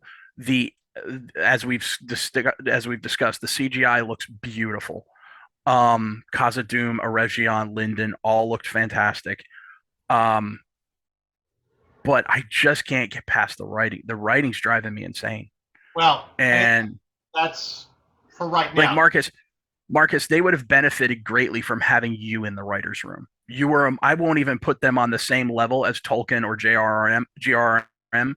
You are a far superior writer than the people in those writers' room. I would rather read your books. If I had to choose to be stranded on a desert island with your library or the scripts from this show, I would take your library heartbeat. every day of the week and twice on Sunday. Yeah. And I appreciate It's just that. it's just like another example that drove me insane. She agrees to go on the boat to Valinor, right? Which we all know she's not going to go. Gonna do, yeah. So why do they even show her getting on the boat, sailing hundreds of miles away, to then jump off right before? She has to It's all a she has to meet Halbrand, who's, by the way, is Sauron. I'm calling it right now. Halbrand is Sauron. Because these guys, they don't know subtlety. Their writing style is, we're going to hit you in the face with it. Like when they find the orc, the village that's been decimated by orcs, and they go, look, there's a hole. Somebody dug that. No, really? You don't say. Like, you just don't need to tell the audience that. The audience isn't that dumb. No. And so she gets on the boat, she jumps off, and now she starts swimming hundreds of miles to shore. Hundreds of miles from nothing. And she just happens to run into a raft of survivors. Do you know what that sound is, Princess? Those are the screeching eels. Yeah. So, I get all of that. I never thought personally that this was going to be the greatest thing, again, because you have such a high bar to meet. But for me personally, I do want to see what they're able to do with it, and if some of the beginning things, if they're going to pay off in the end. My biggest worry, it's like any studio. You shell out so much fucking money to make a big movie, and you think the more money you do and the more stuff you can do, that it's going to make it great, and you forget that you actually have to have a good story. You have to have bigger things. And you can't cut it down. Hence what we've always talked about, our favorite show, of how these little things lead to bigger things. I'm going to bring up a great example just because it dropped on Hulu. We've talked about the show The Americans. Great, fantastic show. Yeah. Also, I'll throw in another example of Matthew Rise, who was in The Americans, is also the new Perry Mason on HBO, and they are doing a season 2. These are shows where little things lead to bigger things. Like, with The Americans, you know that the Cold War is going to end. You know that in the end, Gorbachev is going to work out and try to work with Reagan and all that. But it's the story of how do you get from the beginning of the 80s with Russian spies to the end of it. And really what you're trying to figure out is, these two spies have been embedded in American society for 20 years. Will they get to go home? Will they end up dead? Will they get captured? That's the end story that you're really looking Will they just live quietly out the rest of their lives? There's so many possibilities. Right. And everything is leading to those points in history that has already happened. Okay. Which is why that show works so well, because they used 2 unknown people. Which is why I'm saying they shouldn't have used Galadriel, because if they used anybody else, then we're seeing the events that we know happen through the eyes of a different character. I mean, don't get me wrong.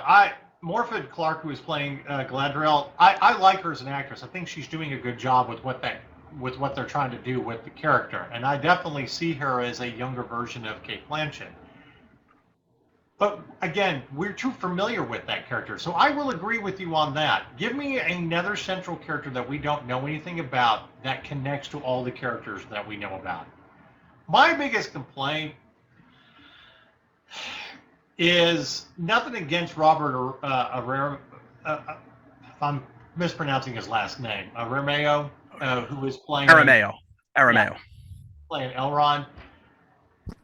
We know you as the young Eddard Stark in the flashbacks of Game of Thrones. That's all I'm seeing. I do not see you as anything else but that. And if they were going to actually make a series of Robert's Rebellion, they already said, well, obviously he would be the young Eddard Stark. I can't buy you as Elrond. Well, not only that, it doesn't help that they're not writing him the way Elrond is portrayed anywhere else. So this show may be entertaining. It may be glorious by the end for what it is, but you're right. The biggest problem is you've already established that you're ignoring lore, and that's already setting you up for failure. And for me, I could even get past that if just the writing was better. And like, because you say you can forgive a lot when the writing's good. And it just every time like somebody says something and then somebody says something even dumber, and I'm just going like, oh, well, you know. I'm not going to be so critical about these first 2 episodes because they are 2 episodes setting up a bigger story. If that's the way the entire series is going, and it's going to be just a colossal, this is what we're going to get, then right, I'm going to call it out for being shit by the time we get to the end of it. So here's where I differ from you slightly. I did not have high expectations for this show. I had very low expectations for this show, and they have failed to even meet those. Jeez. So that's the problem. Yeah. And to me, if it were 1 or 2 instances, I could have hope. And I really hope I'm wrong, Marcus. I hope I'm wrong. I don't want it to be shit. I'm just really afraid it is. Because if it was 1 or 2 instances, I could, okay, maybe they just, haven't found their footing yet. Well, but my hand got cramped taking notes, and I hadn't gotten halfway through the first episode yet. And I was just like, I was tired of watching it halfway through the first episode, and I had to slog through it because I knew we had to do our review. So I want it to be better. I just fear it won't be. Yeah. That's where I'm at. Help from this. I will give this important lesson. And it's something that I had to learn as I have created my own fantasy world and writing a trilogy and stuff like that with, the help of friends collaborating and stuff. Our buddy James, who is a great artist and did the cover for my first book in the Amar Chronicles, I started writing a story. I knew what the story was. It was loosely based off of former D&D characters and all that. And I did the one thing that you should not do. I screwed up. I didn't establish the lore beforehand because I kept running into problems and having to establish. So I had to take 2 months off about a year and a half ago to actually figure out more lore and how it's up. And I'm still kind of giving those building blocks and making notes and basically building my own what we call Anwarpedia. Things that you can go back to and how it all connects. If you ignore those things in the building blocks, especially from a property that's already out there, you have failed right out of the gate. And no matter how shiny it is, how gorgeous the CGI looks, or the acting or whatever, you're going to make it okay at best. That's their biggest problem right now. And I don't know how they come out of it. I don't think they really will. I think they're just making something new and shiny for Amazon because they know it's Lord of the Rings and people are going to watch it. And hence they got 25 million views on the first 2 episodes. Oh yeah, people and I laugh when people try to equate that to interest equating to quality, because it's like, I'm sorry, between the Lord of the Rings and the Hobbit, Tolkien has sold 250 million copies of those books. He's only been outsold by Agatha Christie and God. Yeah. So the Bible. Okay. So yeah, if they didn't get 20 million viewers plus, I'd be shocked. Now the question is, let's see what they are at after episode 7. When you talk about the Bible being the most popular, or one of the best-selling books, that's not even including all the Gideon Bibles that constantly get stolen from from hotel rooms. Facts. Hashtag facts. So yeah. So it's just, it's ridiculous. Of course they're gonna. It's the most. And Wheel of Time deviated a little bit from their lore with their new series, but from the people that really love that series, I mean, I've never read it. I watched it, so I don't have a frame of reference. I trust our writers between Chloe James and Alison Costa about it was really good in what they did, based off of the books. And you couldn't have been more happy with it, with the series. So at least there's something that Amazon has done where they are paying attention to it versus taking a huge property and not. So again, we'll see what happens.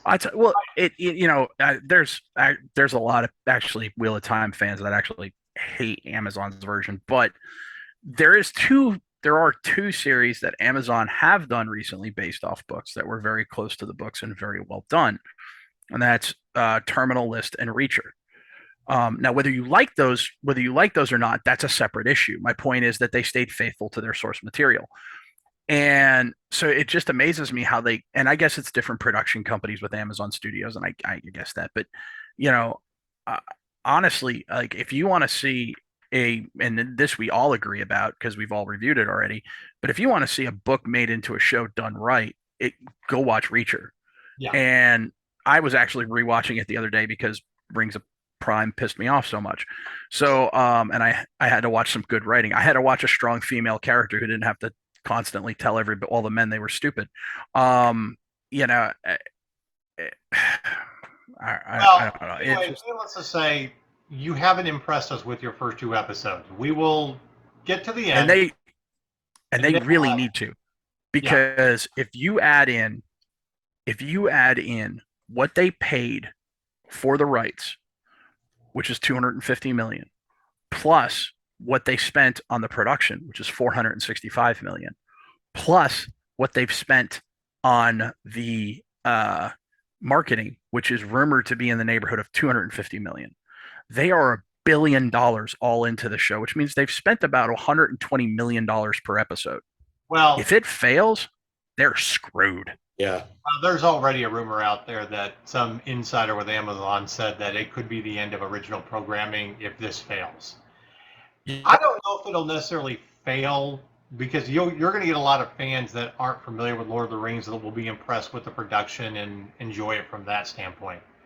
It'll fail because you've pissed off your hardcore audience, and that's you're not going to get that secondary and tertiary money, because you're not going to get people buying figures. You're not going to get people buying shirts and backpacks and all this other stuff. So you're going to lose out on that extra money. Yeah, which is what Disney's finding out because they're putting everything straight on Disney Plus. So anyway, at the end of the day, it hasn't impressed us so far. Maybe it will by the end. We'll see. But we'll know more in the middle of October. It's just, maybe that's kind of the curse about Lord of the Rings. It's very hard to do anyway. But then again, what Peter Jackson did with the original movies, especially the extended editions, it's probably the best that you could ever have hoped for from that book anyway. And that was even before we had the concept of, hey, let's take 10 episodes to tell the story of one book. And then when we have our really huge book, we'll take 2 seasons to tell it. Thank you, Game of Thrones. Hey, by the way, I do want to point out, and this is something that's been an ongoing discussion, if you're basing it off something that isn't completely written and just outlines, it probably isn't going to be as good. You hope that it'll be entertaining enough, but if you don't have the original source material and then you ignore original source material, you've already failed right out of the gate. Why even try? Mm-hmm. Yeah, I mean, it can't even. So they can't even use the word Hobbit because they don't have the rights to it. So they have to say Harfoots, and they're trying to tell everybody that Harfoots are like a proto-Hobbit. It's like, no, they're hobbits. They're all hobbits are either Harfoots, Stores, or Fallowhides. So they're not some proto-Hobbit, and they certainly don't act like gypsies, which is how they've been portrayed there. I want to see more from, these worlds. Yeah. But I don't know. But at this point, I don't know if Amazon was really the right people to do it. Well, you know what? I don't think the problem lies necessarily with Amazon Studios. I think the problem lies within who Amazon Studios hired to do it. They got 3 rejects from Bad Reboot, the destroyer of franchises. I mean, Bad Robot does not have a good track record, and they got people that are like the B or C team from Bad Robot. Why? A studio that has done very good with its programming, Apple Plus. Not only from its series, but they're the first people to actually bring the Foundation trilogy to the screen. And that's pretty much an impossible task and it's really good. Yeah, and it was really good for what it is. So yeah, I mean, I think Amazon has done some good things, and I think they can produce good things. I just think they put all of their eggs into this basket and then screwed up from the get-go by hiring the wrong people. Well, just because fantasy is coming back and you've had such a great success with Game of Thrones doesn't mean that everything is going to work. And it's like we have one great thing, so let's flood the market. And look, back at the beginning of this, Bezos said he wanted his Game of Thrones, and that's why they went out and bought rights to Lord of the Rings. If that's the case, they've based the story around the wrong events of Middle Earth. Yeah. They shouldn't have done the forging of the Rings of Power. What they should have done is the fall of God, what the hell? Now I can't even remember the name of it. It's the kingdom in the north. Andor, I think. Not Andor. That's. Are you talking about? It's not Gondor. Gondor was the kingdom of men in the south. It was the cousin kingdom in the north. Yeah, I don't remember. Aranor, the fall of Aranor. It gets split up into 3 different kingdoms. Those kingdoms are ruled by brothers who war against each other for control. This sounds very Baratheon-esque, does it not? Yeah.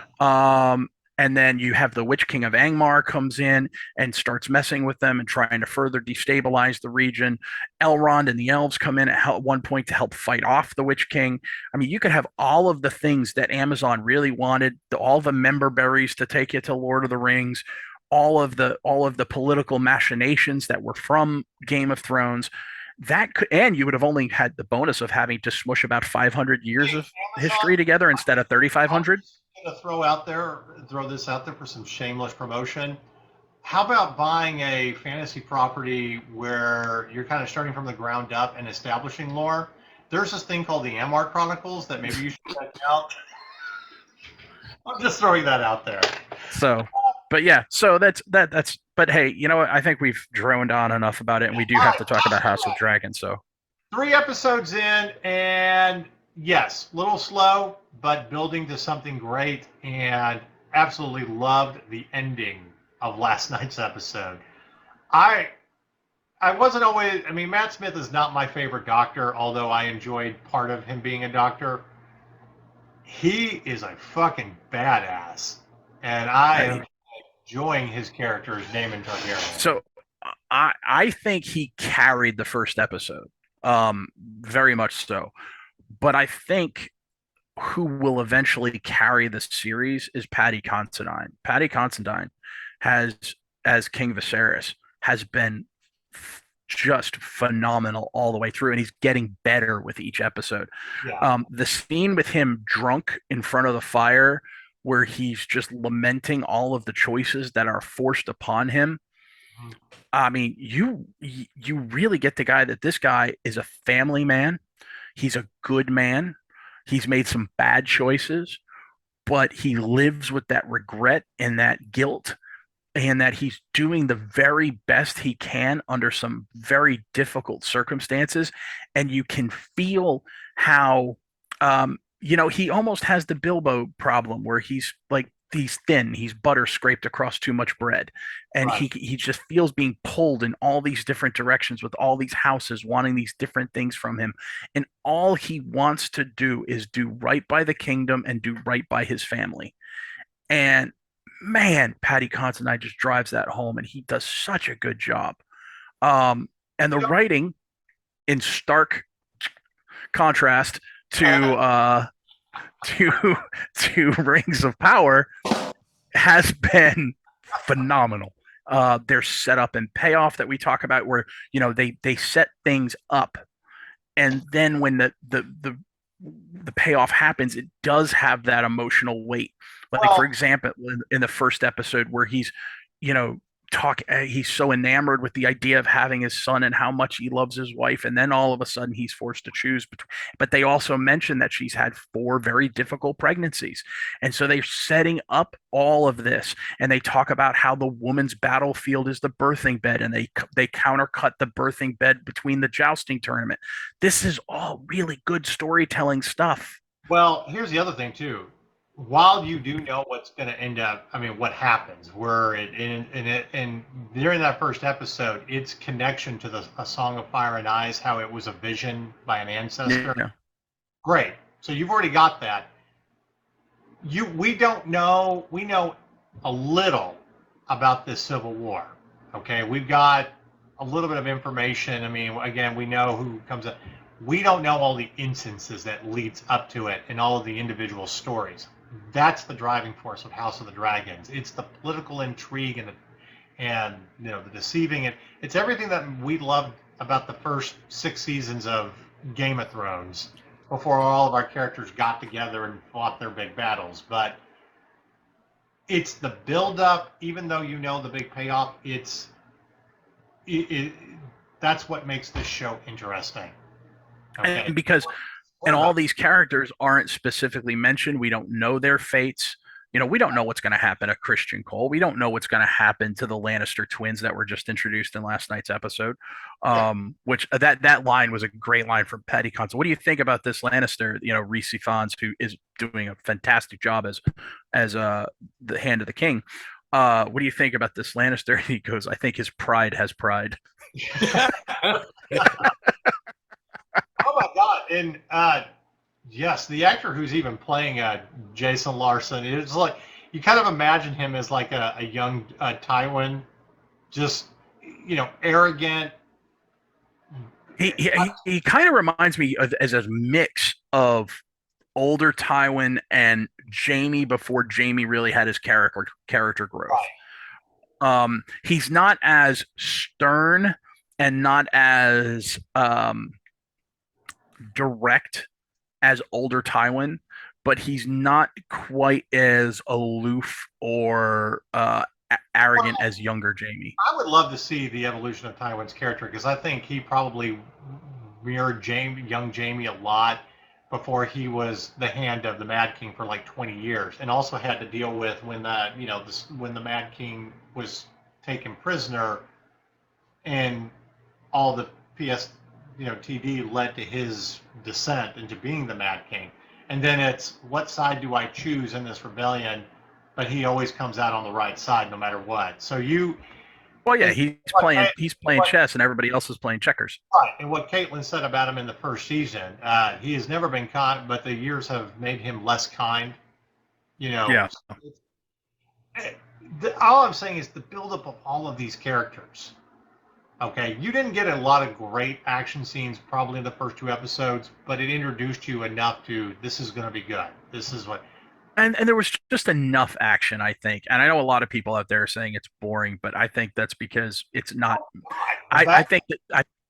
there are a lot of people online that are trying to defend Rings of Power and say it's so much better, but it's not as boring as House of the Dragon. And I think that's because you've got one show which is kind of made for the masses, and then another show which is, we're going to assume that you're smart enough to understand what's going on in this.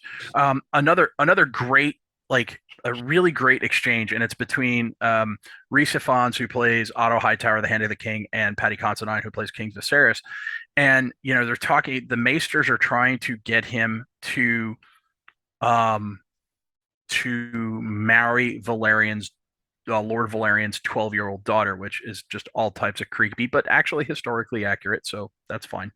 Those marriages did happen in medieval Europe, but the way Otto Hightower manipulates him, and instead of, because he can't disagree with the Maesters, right? Because the Maesters' logic is 100% unassailable.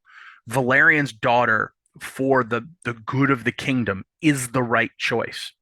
There's no logical argument you can make to counteract that argument. So the High End of the King doesn't try to. Instead, he plays upon their shared grief at the loss of their wives and says, I'm still grieving from my own wife. I can't imagine what you're going through, and I don't envy your position having to make this choice for the good of the realm. So he's seemingly supporting the Maester's position, but he's tugging on the king's heartstrings, and meanwhile going, here's my daughter who's, being so kind to you and the only one to ask you how you were doing.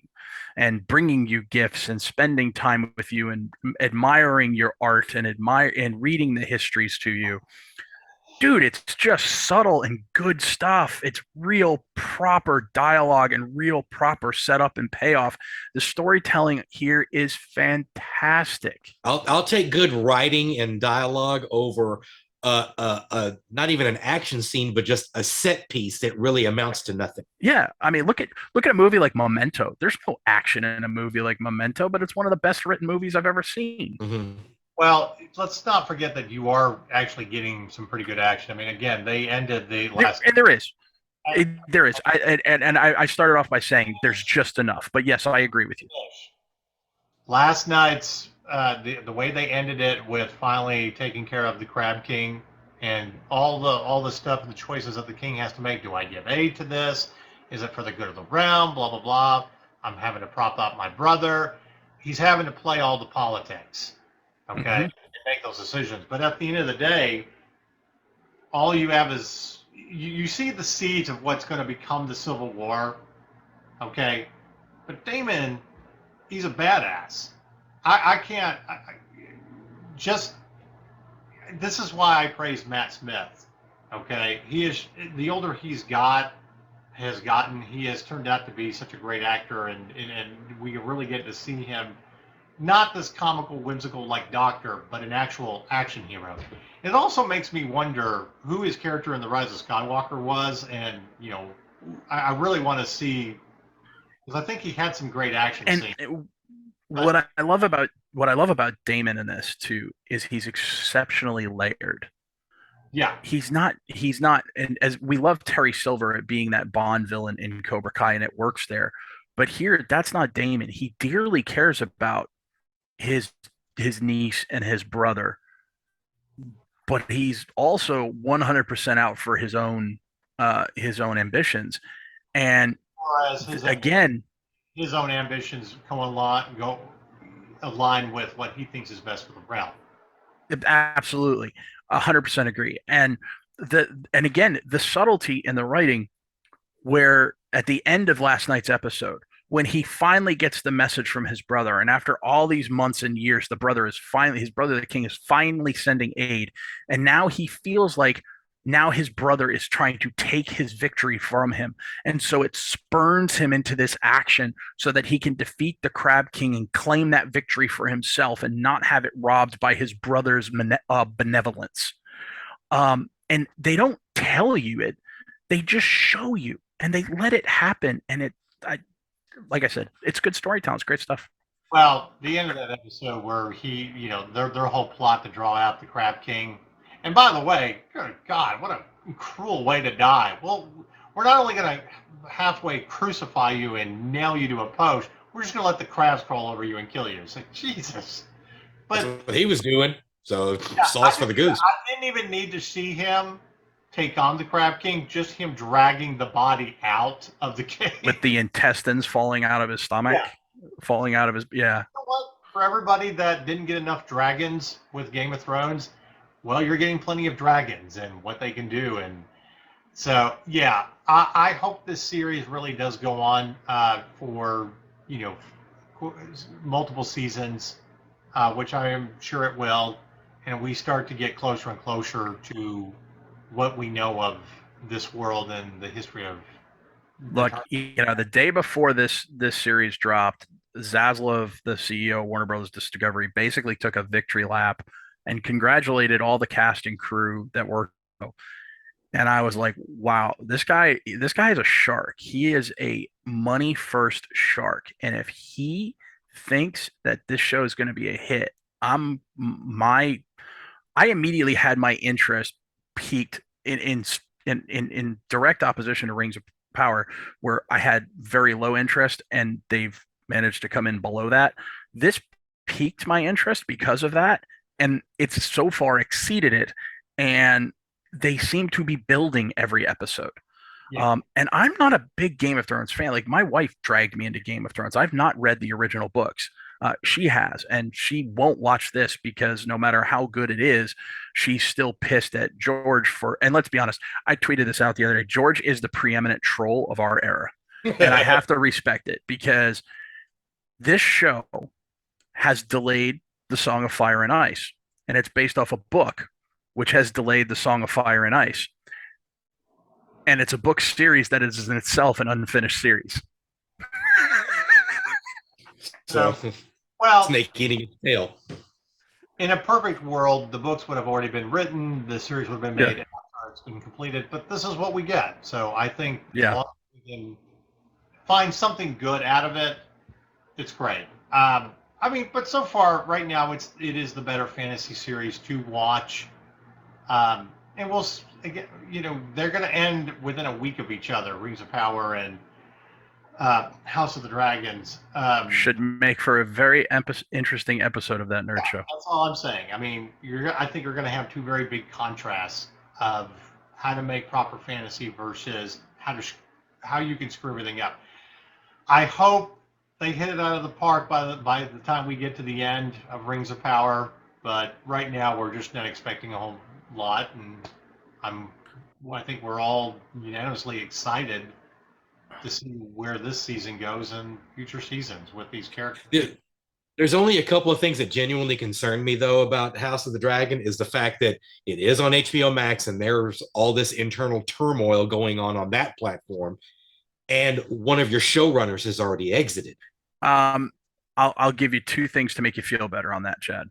So number one, yes, from the outside looking in, Warner Bros. It does look like there's a lot of turmoil on HBO Max, but I watched the most recent earnings call from Warner Brothers Discovery, and they have a very keen understanding of who watches Discovery Plus and who watches HBO. And they understand that Discovery Plus skews more female and it skews a little younger. HBO skews more male and it scales a little older. They know the people on Discovery Plus want non-scripted stuff, while the people who watch HBO watch scripted stuff. So they're very cognizant of their audience. So they're not going to shy away from doing scripted stuff.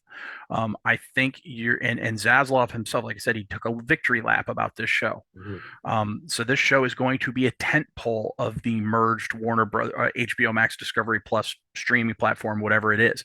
This show will be one of their major pillars. So I don't think you have to worry about that. The other thing is, in the showrunner, if you watch some of the after episode stuff, the Sapochnik, the guy that has left the show, he talks about a lot of modern day political ideals, which he says are in the show, but the show itself does not reflect those ideals. And the guy they got to replace him is very, very good.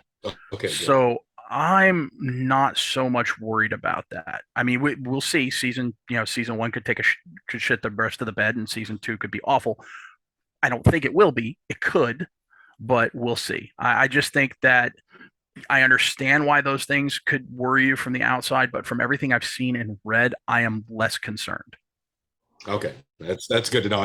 I don't want it to see it turn into like another Heroes situation. Yeah, I know that's apples and oranges, but it's changing showrunners. It's for a different reason, but it's still changing showrunners, so it's somewhat applicable. Yeah.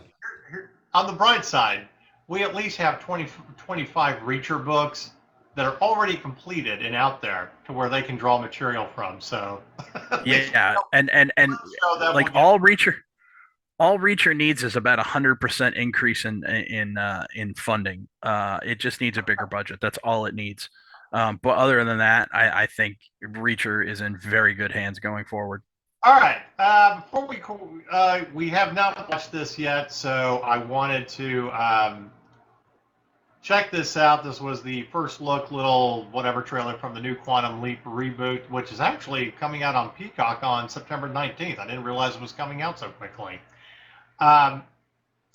So let me do a quick share screen here, and we're going to check this out. Ooh, reaction.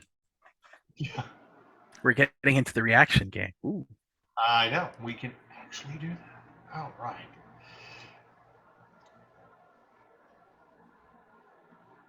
Okay. Can everybody see it? I can see that it's changed to a shared screen, but I can't see it yet. Well, no, the trailer. I haven't hit play. It's just a black screen. Okay. Okay. Then yes. You can see it? Yeah, I can see what he sees. All right, let's see what this is all about.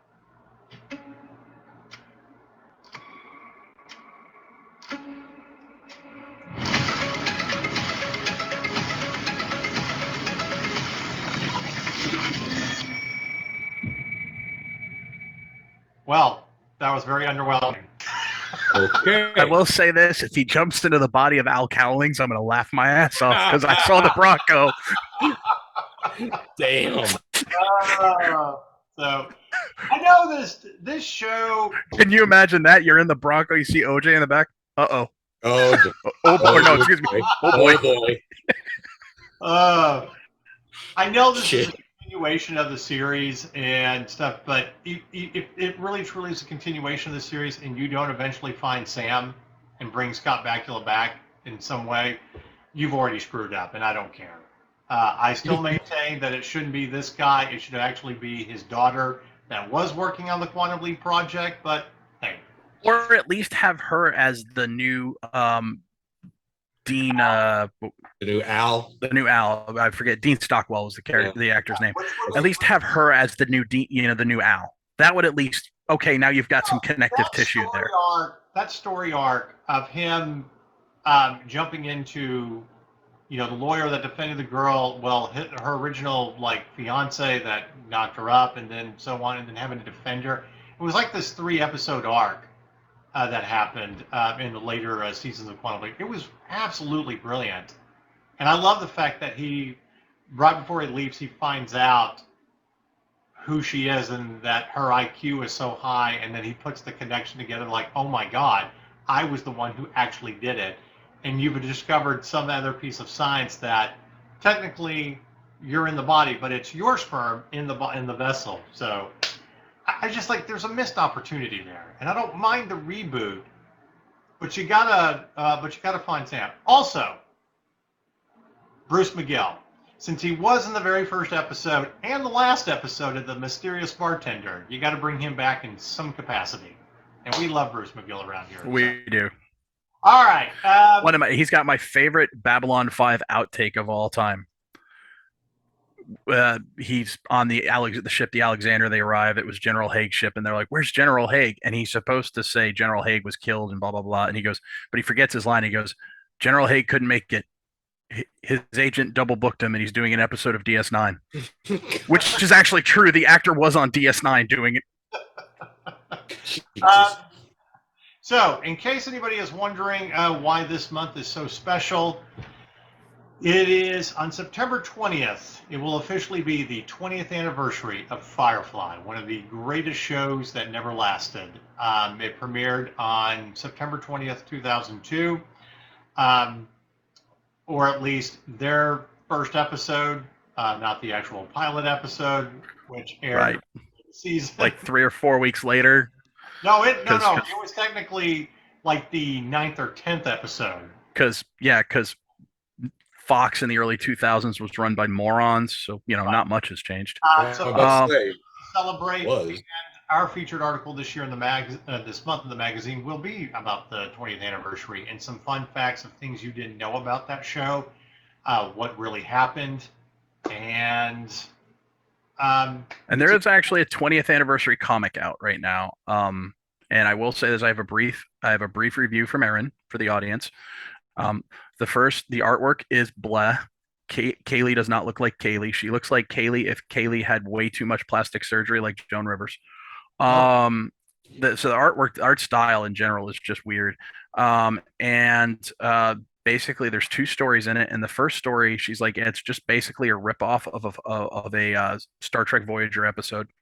And then the second episode's kind of with this partially new crew, and she's like, I don't care. It's the 20th anniversary of Firefly. It should be about the Firefly crew. It should be a new story about the Firefly crew. I don't care about this crew. Why are you doing this? So don't waste your money on it, is Aaron's advice. Well, I wasn't going to anyway, because But just for the audience, yeah. I wasn't. It's kind of hard to even really get excited because I really did kind of have the perfect ending at the end of Serenity, but you always wanted to know where they were going, especially with River, who was kind of going to be taken over as a pilot, and it just so many missed opportunities, and I can't believe in a comic you can't get that right. So, but what you can do is you can start binge watching Firefly, the 14 glorious episodes and a movie, which I did this weekend. So, all right, we're out of here. We hope you guys enjoy season 5 of Cobra Kai. We'd love to know your thoughts on it and how you grade it. You can tweet us out at That Nerd Show. And we'll be back in October we'll be back with a podcast next week, but we'll be talking about Rings of Power as a full season and the House of Dragons when it all ends in October. And then we'll get quick announcements. The Late Night Nerd Show with myself and the squad leader is coming back. We will be filming a new episode this week. So it's been a long hiatus due to my car accident and other things. Okay. But we will be coming back with a slightly new format. We're going to try and keep it to 30 minutes so that we can record on Thursday nights and my wife can have it all edited and ready to go on Monday nights. Well, there you go. So more content coming in this fall as we are getting very, very busy with stuff. Summer is over. So lots of stuff going on in the nerd universe. All right. In fact, by the time this show airs, we will have already recorded our first episode back. So. All right. And with that said, it is time to say goodbye. Goodbye, fans. Goodbye, everybody.